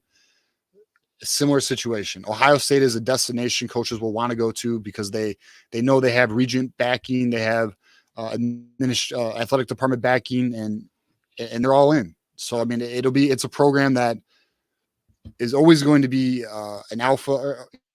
It'll be an alpha in the Big Ten, similar to us. Obviously we had a downturn for like 8 years or whatever, but I just think Ohio State, if Ryan Day doesn't get it this year, the next coach will be a handful, whoever it is. Luke Fickell. You think it'll be Luke Fickell? I don't think it'll be Luke Fickell. No, they already tried Luke Fickell. That's not the same Luke Fickell, but hold up. They tried Luke Fickell in a year where they had a bowl ban, they had a bunch of players gone. I mean, well, how's he doing at Wisconsin? I mean, I know he just got there, so he's building a program. But I'm thinking like a bigger fish if they went with a coach. I don't think it'd be a Luke Fickell. I think Luke Fickell has to prove himself at Wisconsin. Well, maybe, I don't know. Maybe he will, maybe he won't. But I think that if Ohio State gets rid of Ryan Day, and I'm saying this, I don't know a lot about Ohio State football or the inner workings of the Woody Hayes building, whatever they call it. But I think that Fickell is an extremely smart coach. And I think that anyone who can take Cincinnati to a 4-team playoff, I mean, they've got to be doing something right, including from a culture standpoint. So if he doesn't succeed at Wisconsin, I'm still willing to say that he could probably do pretty well at Ohio State, because it's a completely different program with a completely different set of resources. Well, I would tell you this: if he doesn't do well at Wisconsin, he's not going to Ohio State. There's no way they would risk that. They would get a proven coach. They'd get a proven commodity like a Lincoln Riley. Like I'm not saying Lincoln Riley, by the way. I'm saying that type of level. You're probably right. Exactly. But the reason I would still say that my money would be on Luke Fickell is because he's still a young coach. There's a lot of upside. There's a little bit of downside, but let's not pretend for a second, like even if Luke Fickell went to Ohio State and didn't do very well, I mean, we're talking about Ryan Day being fired after 4 seasons because he's lost a grand total of 7 games. It's just 3 of them were to the wrong team. Right, but that's the standard. That's the standard at Ohio State, man. I mean, they're like, Yeah, I think since like what, the 80s or 60s, they have the best winning record in all of college football. I mean, that's yeah. Ohio State is the most consistent team in all of college football. They have not had a down except for the 80s and early 90s, when they were dealing with us. And that wasn't even really a downturn. It was just another Michigan problem. Right. And I think that they have the resources to pull in all the talent that they want. And so even if Luke Fickell comes and doesn't do so well as head coach, he might be out in 4 years, but he might just be another Ryan Day where he goes 60 some odd billion wins and 3 losses, but the 3 losses were to the wrong team. I think Dan Lanning, which was the Oregon head coach, I think that would be a dangerous possibility. Yeah. If he didn't leave Oregon for Alabama. Yeah, you're not wrong. You're not wrong. And maybe he is he says he's locked in because he appreciates what Oregon's offering him from Phil Knight and, the athletic department. So, maybe, but I just feel like Ohio State will poach a big fish. I don't know who, but I just feel like that's what they would do. Because they can't have this. They can't have Michigan winning the game and also owning the Big Ten. They can't have it. So, whatever. That's a discussion for another time. So, Bull, what's the game you're most looking forward to in the 2024 season? You know what? Old guy today did say Texas, but I'm not. No, Texas is like a toss-up. I would say our season rests. We play Oregon, right? Yeah. Right? Yeah. So our season rests on that. If we win that game, which is that's a big one because he definitely loaded up this year. And Gabriel's definitely the quarterback to get his offense going, which I don't think it was ever a problem. It was always the defense. But I think it'd be Oregon. If we win Oregon, I think that's a season-defining moment to if we're going to be a playoff team or not. Yeah. Well, I'd argue the Texas game will be a deciding game to see if we are a playoff team or not. Although obviously, if we lose, it's still possible we can get in the playoffs. I'm just saying that would be such a benchmark for our team. I'll tell you, like, boys, just envision this for a second. Imagine winning week 2 against Texas. What does the outlook for the season look from there? The ceiling, the sky's the freaking limit, Let's say the ceiling's the roof or some shit. But that could be percent for Alabama, right? You could, Alabama lost to Texas week 2, and everyone's like, what's going to happen? And they matured and they got better, and the engine started roaring, and the big train started roaring, and they're like, oh crap, and so that's why I say Oregon, just because it's a little bit further down the road. You start to get a better, finer look of like, man, if they can get this game, like it is at home, I get that, but that's defining. Like, yo, we got it. Like if we win this game, like we're going to the playoff. We got a chance. Ohio State, if we're going to lose, I don't think it matters at that point, but that's a key moment, I feel like. Yeah, I agree. That game, yeah. To be real, I think I'm looking more forward to I am looking more forward to the Oregon game. I'll be honest, especially now that it's a night game. But it's a night game. It's going to be a night game in the Big House. Yes, that was today. Fox confirmed that when they released. So Fox did a release today of all the big noon games they're going to be doing, and obviously it's not a noon game, but they are going to have it at night on Fox. But yeah. So but. Obviously, the Texas game feels like it's a more important game, but I think the reason why it feels like that is, one, obviously it's a big matchup, but we have a lot of big matchups. But it's so early in the year; it's just so cool. It's such a tone setter for the season. And yeah, I always felt that way about Notre Dame, right back in the day when we had that game. God bless. I thought that was a make or break game when I was a kid, but it obviously wasn't. But it's still, it just. Yeah, it definitely gives you that early, like you said, big heavyweight matchup, right? Early in the season, it gets the juices flowing, right? Yeah. I don't know. I think Michigan could drop the Texas game and still make the playoffs. Yeah, I agree. It's a 12-team playoff this year. Of course they can. Yeah. I don't disagree at all. I mean, no question it's possible. I'm just saying, like, if we win that game, though, Yeah. I mean, Oregon and Ohio State are the only teams that are like, because, like, I mean, like USC, for example, and we've talked about this. Like, I don't fear USC. I think their No. defense is needs. You know, I don't think anyone should fear, you know, any of the big boys like an Ohio State, or I don't think anyone should fear USC right now because their defense is improving, and they also show when they get into physical matchups they have a tough time. I mean, Arizona almost kicked their ass last year. That's true. I saw that. And Arizona was a good team. Don't get me wrong, but like that's not going to fly in the Big Ten. You can't be doing that shit, you know. Right. And then Oregon is a team that argues fairly complete, but the size is a question. How are they going to handle the trenches? And then we all agree. I think we would all agree Washington's going to have a down season. They got to go through a total rebuild, and they got to refine themselves. They got to create a new identity. But you know, Oregon, Ohio State, and Texas are the three games that are going to determine the outlook on the year. I mean, and I think we can get that Texas victory. I'll tell you what, the post game show is about to be freaking lit, dude. And I'm about to be that thing might be going for hours. I don't even know if I don't know when we'll end it. We might be going past midnight. I'm gonna say the chat's gonna be spammed with horns down. There's gonna be a lot of horns down. Oh shit! Breaking news, boys! Oh! Breaking news, boys! Hey! Wow, we did it! There we go. We did it! All right. Go blue! So we got a channel announcement. Me and the boys have been working on this for a few weeks now. We are going to be rolling out memberships for the channel, and I'm about to have those pulled up here in a second, right here. So check your ticker. These memberships are going to be going into effect this weekend. Each membership is going to have exclusive benefits per tier. And I think you guys are really going to like the benefits that are attached to those tiers. And if you guys can become members to the channel, obviously that's a great way of supporting the channel, supporting the content, supporting the network.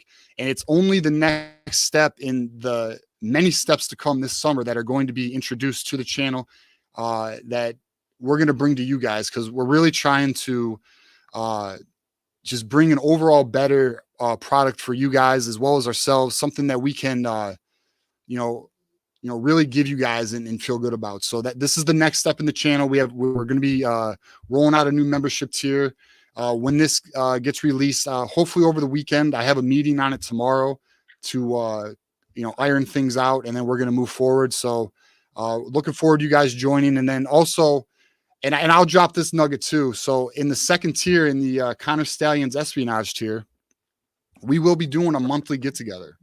And we're going to be coming up with a bunch of cool things, and hopefully you guys look forward to our membership program.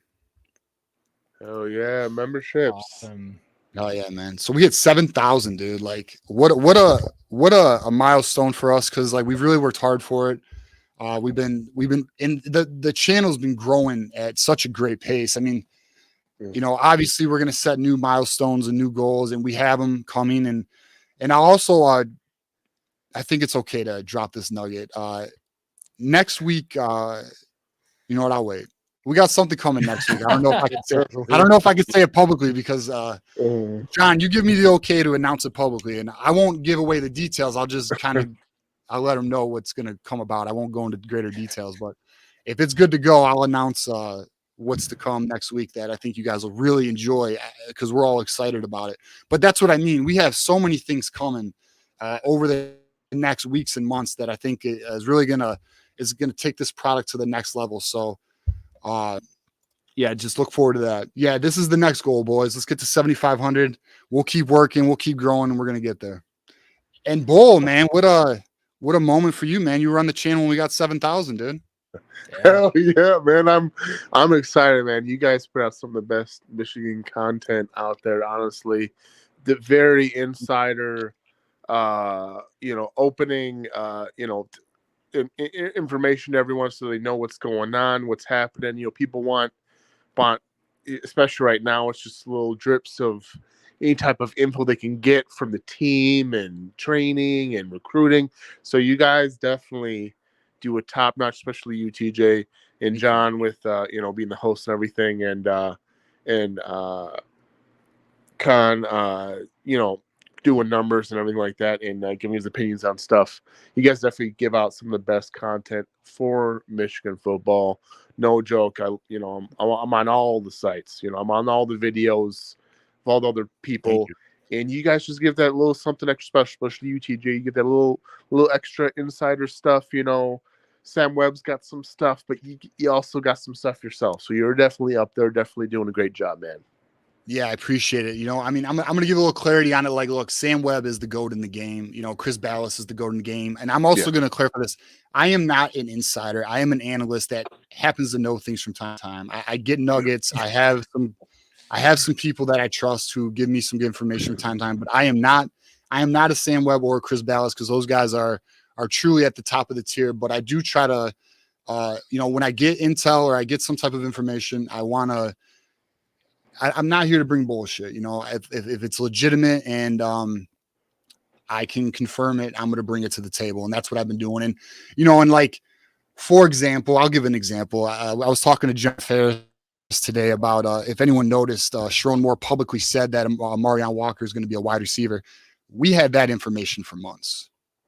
Like, that was about 2 months ago. I think actually when he came, we dropped that. I mean, I had that confirmed to me that was how the whole entire Marion Walker thing even began, because Marion Walker, when he was at Ole Miss, is he knew Michigan was looking for wide receiver help. He reached out to Michigan, and those discussions started right from, it had nothing to do with being a DB.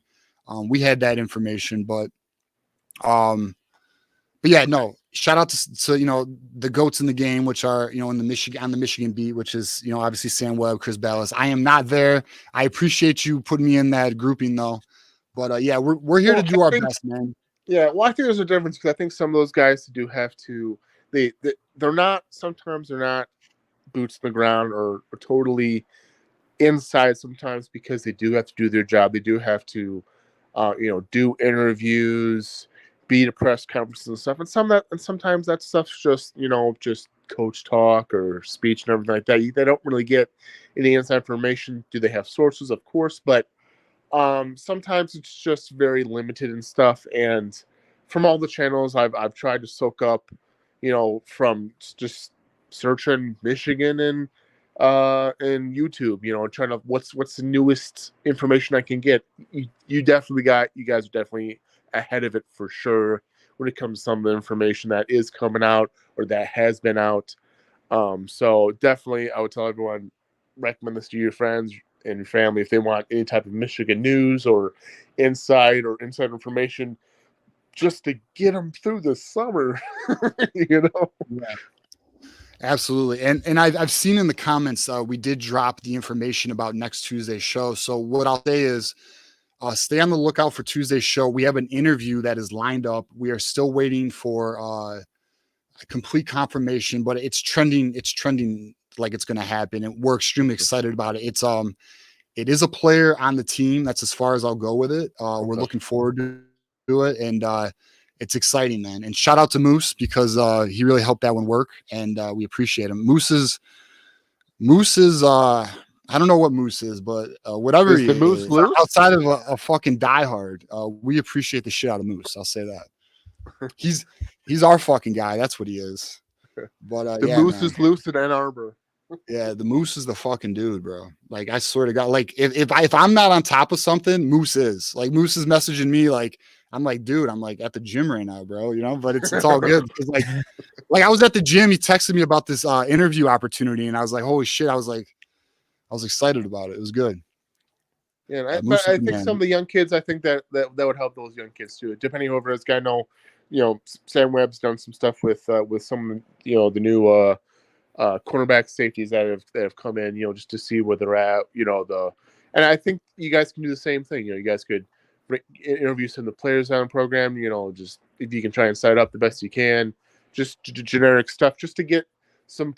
Because people want to see this stuff. People want to see the players, how they are, what they're about, all that stuff, right? And I was going to segue a little bit into the culture a little bit more when it came to the wide receivers and the whole I just looking on Twitter today, the whole Bryce Underwood thing, and Yeah. I didn't know what it was about, and then I saw it and I read it, and you know what? To me, again, same thing with Dante Moore. Dante Moore's a little different because that recruiting happened during the JJ, and just so happened JJ was going to be sort of knighted as the next one in line. So Dante Moore would have really worked out in that sense. So that's fine with me. But and I acknowledge the losing of that recruitment. But the Bryce Underwood thing, definitely, it rubs me the wrong way in a lot of senses, and I'm okay with not trying to give him another crack or whatnot like that, because part of it's culture, right? You realize now what you need in a quarterback at the University of Michigan. You realize what it takes, what you need. You know what you need? You need a confident quarterback, okay? That's confident in himself, what he's about, and willing to work on himself, be humble, and acknowledge the rivalry, okay? And come to the school and want to be great. Obviously, JJ, boom, check boxes, all down the board. Bryce Underwood, I don't see very many check boxes. You know, just the whole LSU, family, housing, money, all that stuff. It gets muddy and muddled. That's fine, but you didn't go to Ohio State. That'd be one thing if you went to Ohio State. I could get that. That's a rivalry. That's something that someone's trying to pull you to that. If it's not about that, then I'm good, right? You don't understand what this is about, right? Yeah. No, I mean, look, it's unfortunate. I mean, Mac, do you have a take on that before I hit on it? Do you hear me, Mac? Or am I muted? All right, I think Mac can't hear us right now. So, like, can you hear me? Or is your mic not working? Oh, you can't hear me. All right. So my take on that is, look, I mean, I can understand a player of Bryce's caliber. It's just unfortunate. He's a local kid, literally like what, 15 minutes from Ann Arbor.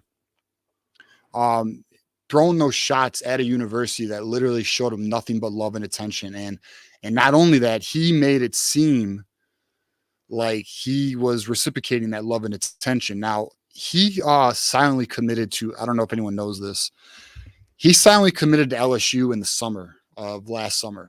So that was a silent. And Michigan still was trying, and he didn't commit to LSU until I think it was December publicly. Yeah. So, you know, he was trying to, I don't know, I guess he was giving Michigan the opportunity, but he was, to me, looking back at it now, it kind of feels like in his recent comments, he was leading Michigan on more than, no, actually, he committed in January. Now I know that. I think his grandma passed away, or it was her birthday or something. Yeah, it was a late commit, I think, to some extent. Yeah. So, you know, look, here's the reality of the situation. We do not have an offense that showcases a quarterback. It is what it is. We got to find the guys, and it doesn't mean we can't have a quarterback that, as a JJ caliber or damn near a JJ caliber, or even a step above a JJ caliber. I think Michigan can have that, and Kirk Campbell has said, our offensive philosophy is catered to the strengths of the offense. Like if Bryce Underwood committed to Michigan, I have no doubt in my mind, the offense would evolve to fit Bryce Underwood, but still have a power running game. And you want to know a perfect example of an offense with a power running game and a good air attack? The Detroit Lions. Yeah, that is exactly. How you doing, Mac? You with us now? I think I'm back. Can you hear me? Yep, you're good. Copy. Sweet. But that is exactly the type of offense you could run with Bryce Underwood. But, you know, we have the power run game. We just don't have the quarterback, although obviously we'll see with Davis Warren and Alex Orji, who in my opinion could be fine college quarterbacks. Yeah. You know, we just don't have the offense that is showcasing a quarterback on the level of a Bryce Underwood. So, I mean, we do have Carter Smith, who is committed to the 2025 class. Are you aware of Carter Smith, Bull? Yeah. I've seen the stuff. It seems he's definitely up and up. but just my thing is this. It's something that you got the shade to me unacceptable. That just showcases your character. That's all. Yeah. I'll leave it at that. Yeah, And that's it's fair. something that's part of it, right? It's your character. It's I just lost my train of thought. The culture. There you go. Culture of what we need out of a quarterback. And when you show that type of attitude stuff, I know you're not the one. You're not gonna dig deep. You're just not. You're not gonna dig deep. You're like, I want to be, bro. You're putting up huge numbers. What type of Brian Kelly-esque? What are you talking about? Yeah, okay, he throws the ball around. Congrats. Is that really going to develop you, quote unquote? Probably not. You're in the SEC, so good luck with that. But just confidence, character, right? Culture. Actually, holy crap, that's 3 C's. Just that's needed in our quarterback, and I see now what we have now with Sherrone Moore, the culture, trying to carry it maybe up in a notch of intensity with him. I feel like, which is fine with me, but that's what you need in college football. Okay, what's the difference between us and Alabama? Okay, what is the difference? The difference is we're willing to go that extra inch, that extra mile, just quoting every given Sunday, but just you're willing to go that extra mile. You're willing to give it 1,000%, as much as you can, to get the job done. And it shows to Ohio State, right? And the prima donnas of the quarterbacks and the wide receivers, and I don't want to do this and I don't want to do that, and I'm going to do this, I'm going to do that.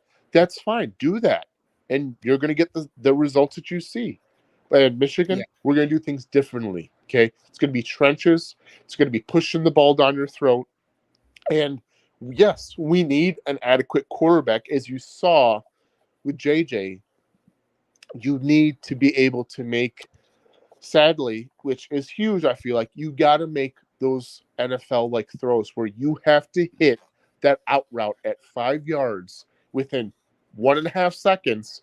And if you don't, and if you're late, that is a interception. That is running it back. So you have to make those throws. Because to be honest with you, it may be tight holes, may not be tight holes, but you have to be accurate. You have to hit those holes.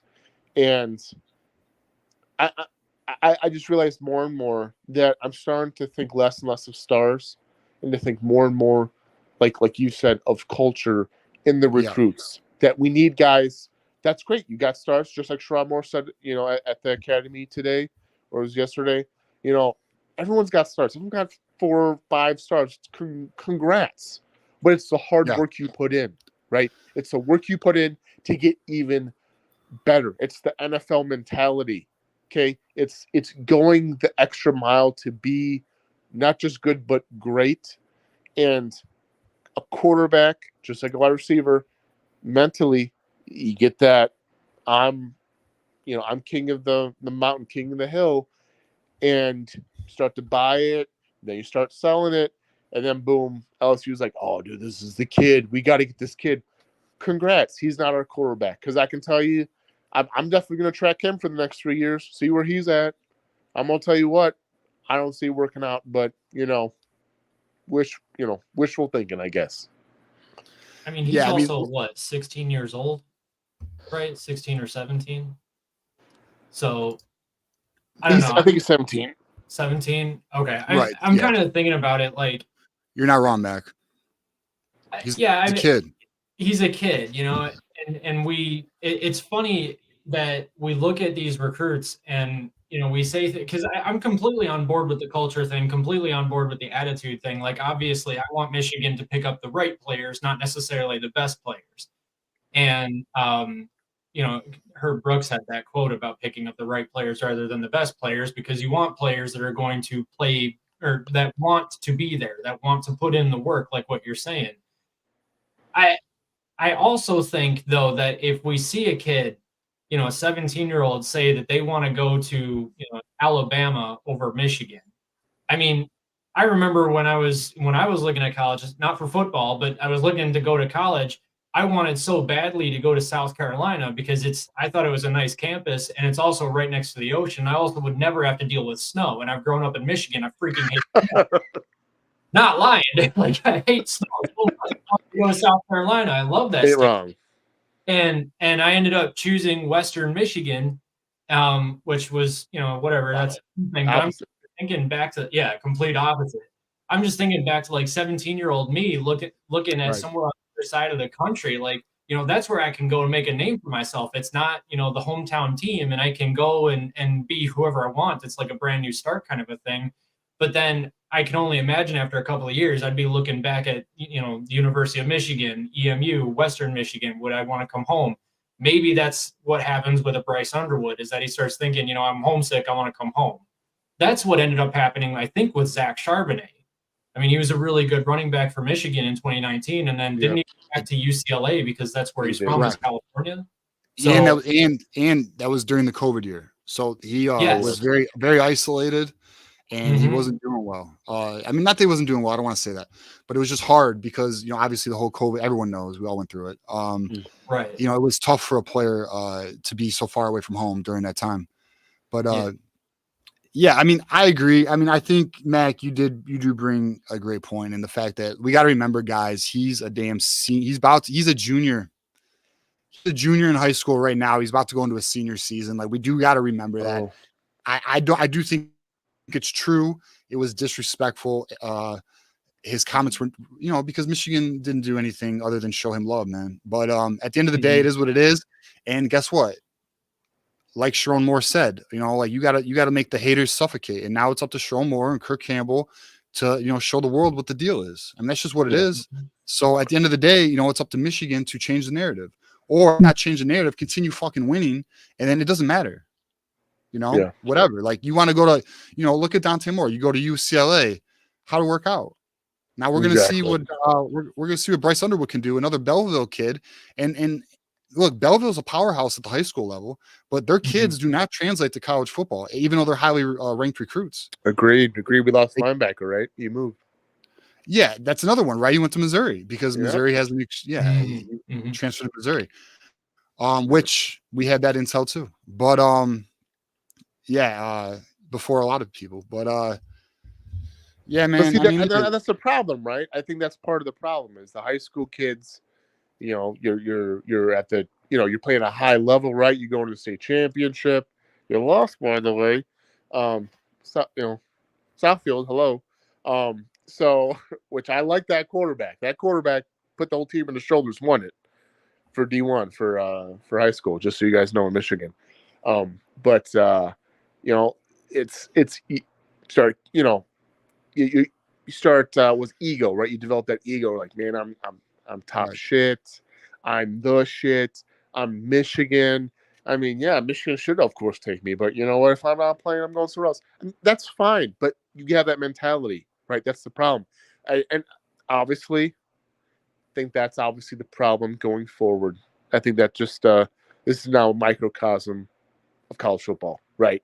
You got the kids, in it, thinking it, developing egos, thinking, why can't I play? Why can't I do this or that? It's like, I don't know, man. You're a freshman, bro. Do you understand? You're going up against, prime example, you are 6'2", 220, okay? Across from you, right, is a grown-ass man, Trevor Keegan. He will destroy you at 300-plus pounds, 6'5", whatever it is. It's like, you think you got a shot at that. That's what you're thinking. And that's what kids think sometimes. They think that they're in it. They're like, why can't I play? It's because physically you're probably not there, and mentally need another year to get with the system. And kids, like you've seen, don't want to do that. They're like, now. Dante Moore. Dante Moore is a great example of that. Yep. But hey, Bull, let me give a shout out to Nick. He threw a super chat, a $2 super chat. We greatly appreciate it. He says Bryce Underwood is a clown. Thoughts on 2026 Brady Hart? Okay, my bad. All right, I just saw I saw the Bryce Underwood is a clown. Brady Hart, man. Okay, that's funny. So I have a rule that I do not like to look at 2026 recruiting, except, and here's my exception. My exception is quarterbacks. quarterback is the only position I will follow, and when it's a class away. So right now we're in the 25 class. I don't even like to even pay attention to 26 unless obviously a kid commits. That's a different story. But I don't even like to pay attention to the 26 class until about December. After National Signing Day, I'll start getting more familiar with these guys because obviously it's so fluid. But Brady Hart. So Notre Dame received a prediction so Brady Hart, and I cannot remember the name of this other quarterback off the top of my head right now. But Notre Dame and Brady were talking, and Notre Dame has received a crystal ball prediction, or if it wasn't a crystal ball prediction, it was an on-3 prediction for another quarterback. And Brady Hart is very high on Michigan. So now that Notre Dame is out of the picture, it appears early on that Michigan is in a great position for 2026 quarterback Brady Hart.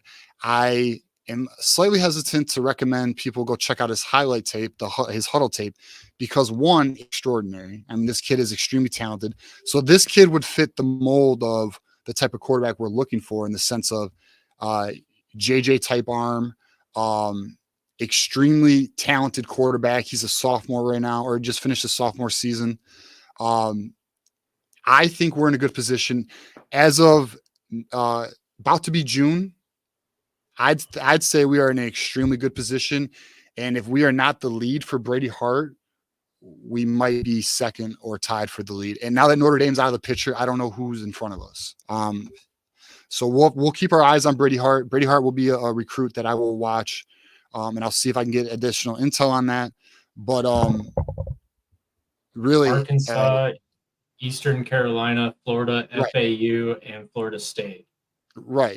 But from my understanding, Florida State's not even at this juncture a real threat.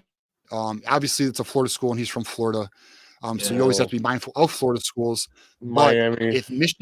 But if Michigan is guaranteeing money, which they are, and the source who has confirmed that is about as good as that gets, then I don't know if a Florida State. Obviously, they can always offer more bonus money, etc. But quarterbacks at Michigan do well with NIL. They make 7 figures easy. So I think we're in a good position. It's early. 2026 is extremely early to start paying attention to it. But if you are going to pay attention to 2026, quarterback position is the way to go. And he's a prospect to watch. So thanks for the super chat, Nick. Moose, I did show this, but I didn't hit on it. Shout out to Moose for giving us a $2 super chat. I wanted to, verbally express that on the air. We greatly appreciate you, Moose. You're always helping us out in more ways than just chats and giving us your hard-earned money. We appreciate that from all of you. All right, final thoughts, Bull. We're hitting 2 hours here. Let's get your final thoughts and just. I think my final thoughts would probably be this: I'm really hopeful that works with Sharon more, but I feel like he's definitely trying to carry on the culture from Harbaugh. Has seen what it takes to get to the mountaintop to achieve it. I think you also need to carry that on through your players. I think it's easier to get that through your players on the offensive line, defensive line, right, where you're constantly fighting, trying to get that edge, trying to just get something to try to get on your opponent. And I think that it's hard to get it into the wide receivers and the quarterback area, right? Is to get that mentality, to get that fighting mentality, to trying to get better, to be humble. And you have to get the right fit, like you've said before, the right type of person. I personally feel like it. I don't know about the Florida kid, like you said. I don't know about him, but I'm more of a Midwest kind of guy that if you get a Midwest quarterback, he'll understand things a little bit better when it comes to the rivalry, the matchups, what it means, what it takes. So we'll see how it goes with him. Maybe Carter Smith is a choice. Maybe, maybe not. Obviously, a lot of this is just I think you realize that I think Sharon Moore hopefully will realize this, that you can't you got to keep trying to achieve more and trying to keep a high standard of recruiting in some aspect, because you might become, sadly, Alabama, right? where they were going on a good, good track line there with quarterbacks, and all of a sudden, don't know who thought of what, and they were like, "Yo, this Milrow kid, bro, this kid's pretty good." And you're like, "Really? He's that good?" Like, yeah, bring him on in. And then you're like, "Crap, this is not Tua. This is not McElroy. This is not." I forget the other one who flaked out at Patriots, but you realize that you had a good run and then you missed, right? Well, so I'll say this: I think Jalen Milroe is a hell of a quarterback prospect. I do hear what you're saying, and I think that is the fear in the back. I'll say this publicly, fuck it. I don't care if Ohio State fans run with it. I think in the back of our minds, the potential fear is Michigan going to take a step down? Is Sharon Moore going to maintain that standard of excellence that's been going on the last 3 years? I do feel confident that we will. Like if I had to lean a direction, I do think we will. I do think Sharon Moore gets it. My concern is the recruiting approach, although there has been obviously evolution, and we obviously discussed a change in approach for high school recruits.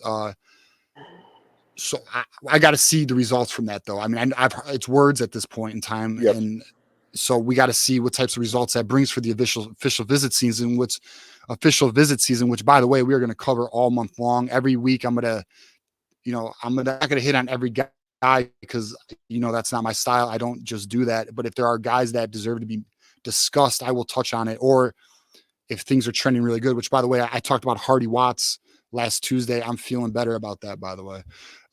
That's looking really good. I just want to let Hardy Watts is the name to watch, boys. But yeah, I mean, I think we just got to maintain that level of excellence. Hopefully the recruiting picks up, but also remember this on the quarterbacks. Jaden Davis is in the locker room. That is the quarterback of the future right now. Yeah. No, I agreed. I just want to preface that you just gotta get the right fit. You gotta get the right quarterback that's willing to work. That I don't care how many stars he has. He understands the rivalry. He understands what's expected of him, and that he's willing.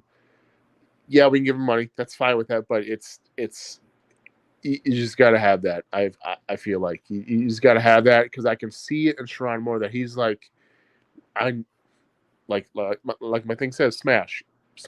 We gotta run. We gotta push. We gotta do whatever we can, and that the quarterback has to adopt that of always getting better and being humble and always trying to achieve more, and right. And we just need the right culture fit for when it comes to that. I know it's rare. It's hard to find sometimes. That's fine. But I think if quarterbacks are willing to really to take our scholarships serious, like, wow, this is a big get to get a scholarship from Michigan, then to me that's sort of a good sign. Like, okay, this guy respects what we got going on here. He understands what's expected of him here. It's high standards. Hope Sharon Moore carries that on, and if you want to go somewhere else and get a payday, that's fine. You can be the Rashada. You can be I'm not gonna say Dante Moore because I think he had a payday, but whatever. I think he did. I think he got hooked up in UCLA, but whatever. Do you, right? And same thing with wide receivers, right? I think it just takes that one kid. I'm not gonna say it's the South Carolina kid that I'm pretty sure everyone's gonna be poaching after this year. My God, that guy is fast, but just a kid who just needs a little bit of work, who's maybe 6'4", 6'5", Braylon Edwards, and understands us and is like, you know what, I'm gonna get my touches, that's for sure. And I think you're always gonna do well. I think it's shown from Nico Collins. Hello, guys. Braylon Edwards, okay, I expected more of him, but it is what it is. But all the other Michigan wide receivers that are out there, they are doing well in the NFL. They are doing well.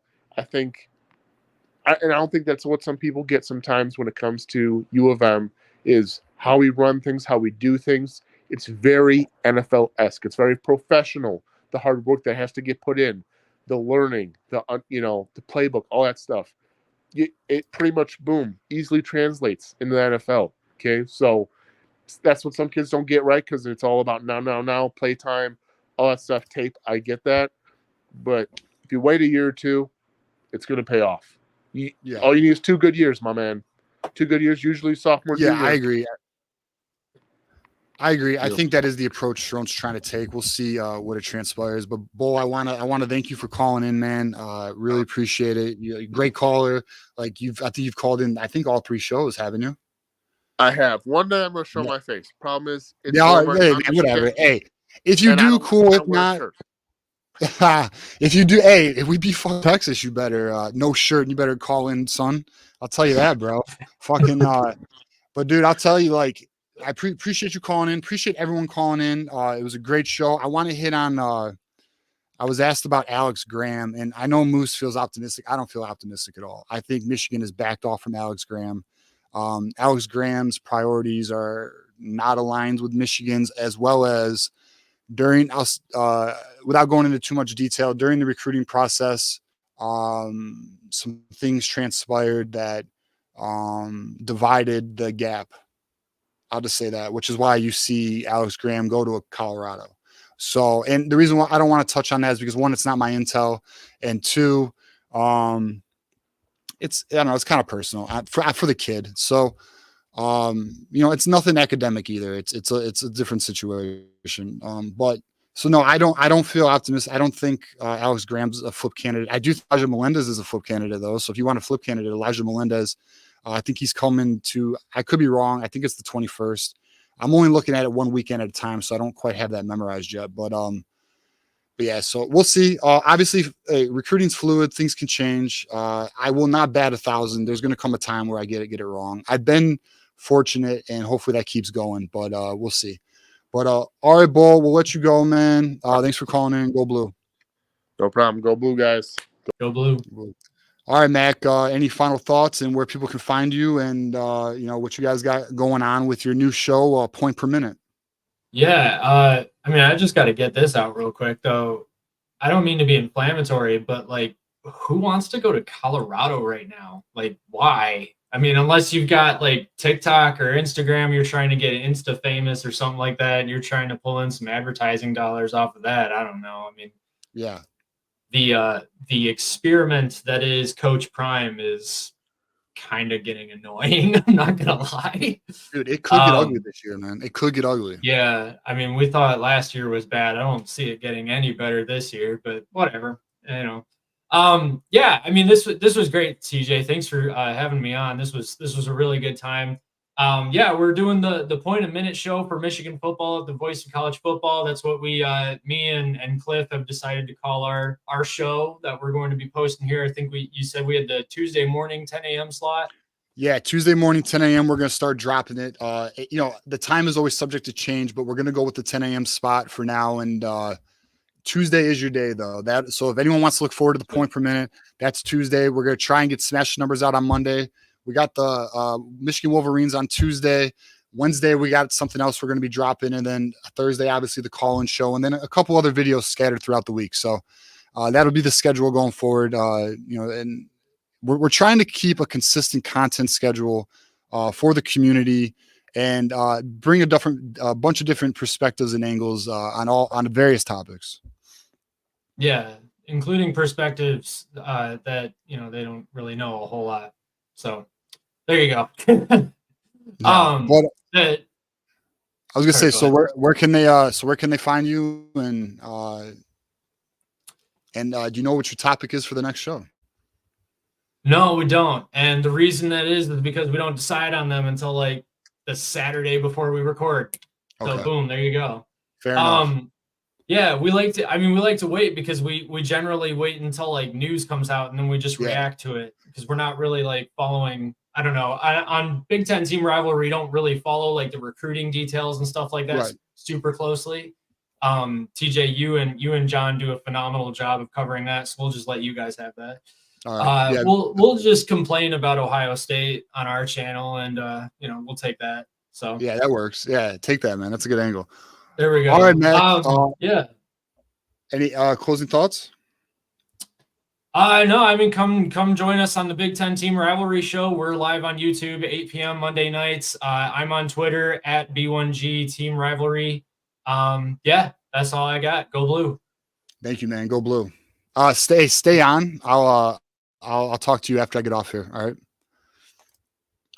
Hey boys, great show. Shout out to all of you guys. Really appreciate it. We got to 7,000 subscribers. Huge benchmark. Extremely excited. The chat was great. The mods are always great. Appreciate you guys. Callers, top notch, man. I mean, I'm really enjoying building a rapport with you guys and getting more familiar with you guys, getting faces to names or even voices to names. So, it's really, it's been really fun. And this is only show number 3. What I will promise is, as this show goes, it will grow, it will evolve, and we're only going to bring a better product as time goes on. So thank you, everybody, for tuning in. We will be on next week, Thursday at 8 p.m. Next week, Tuesday, we got the Michigan Wolverines live with me and John.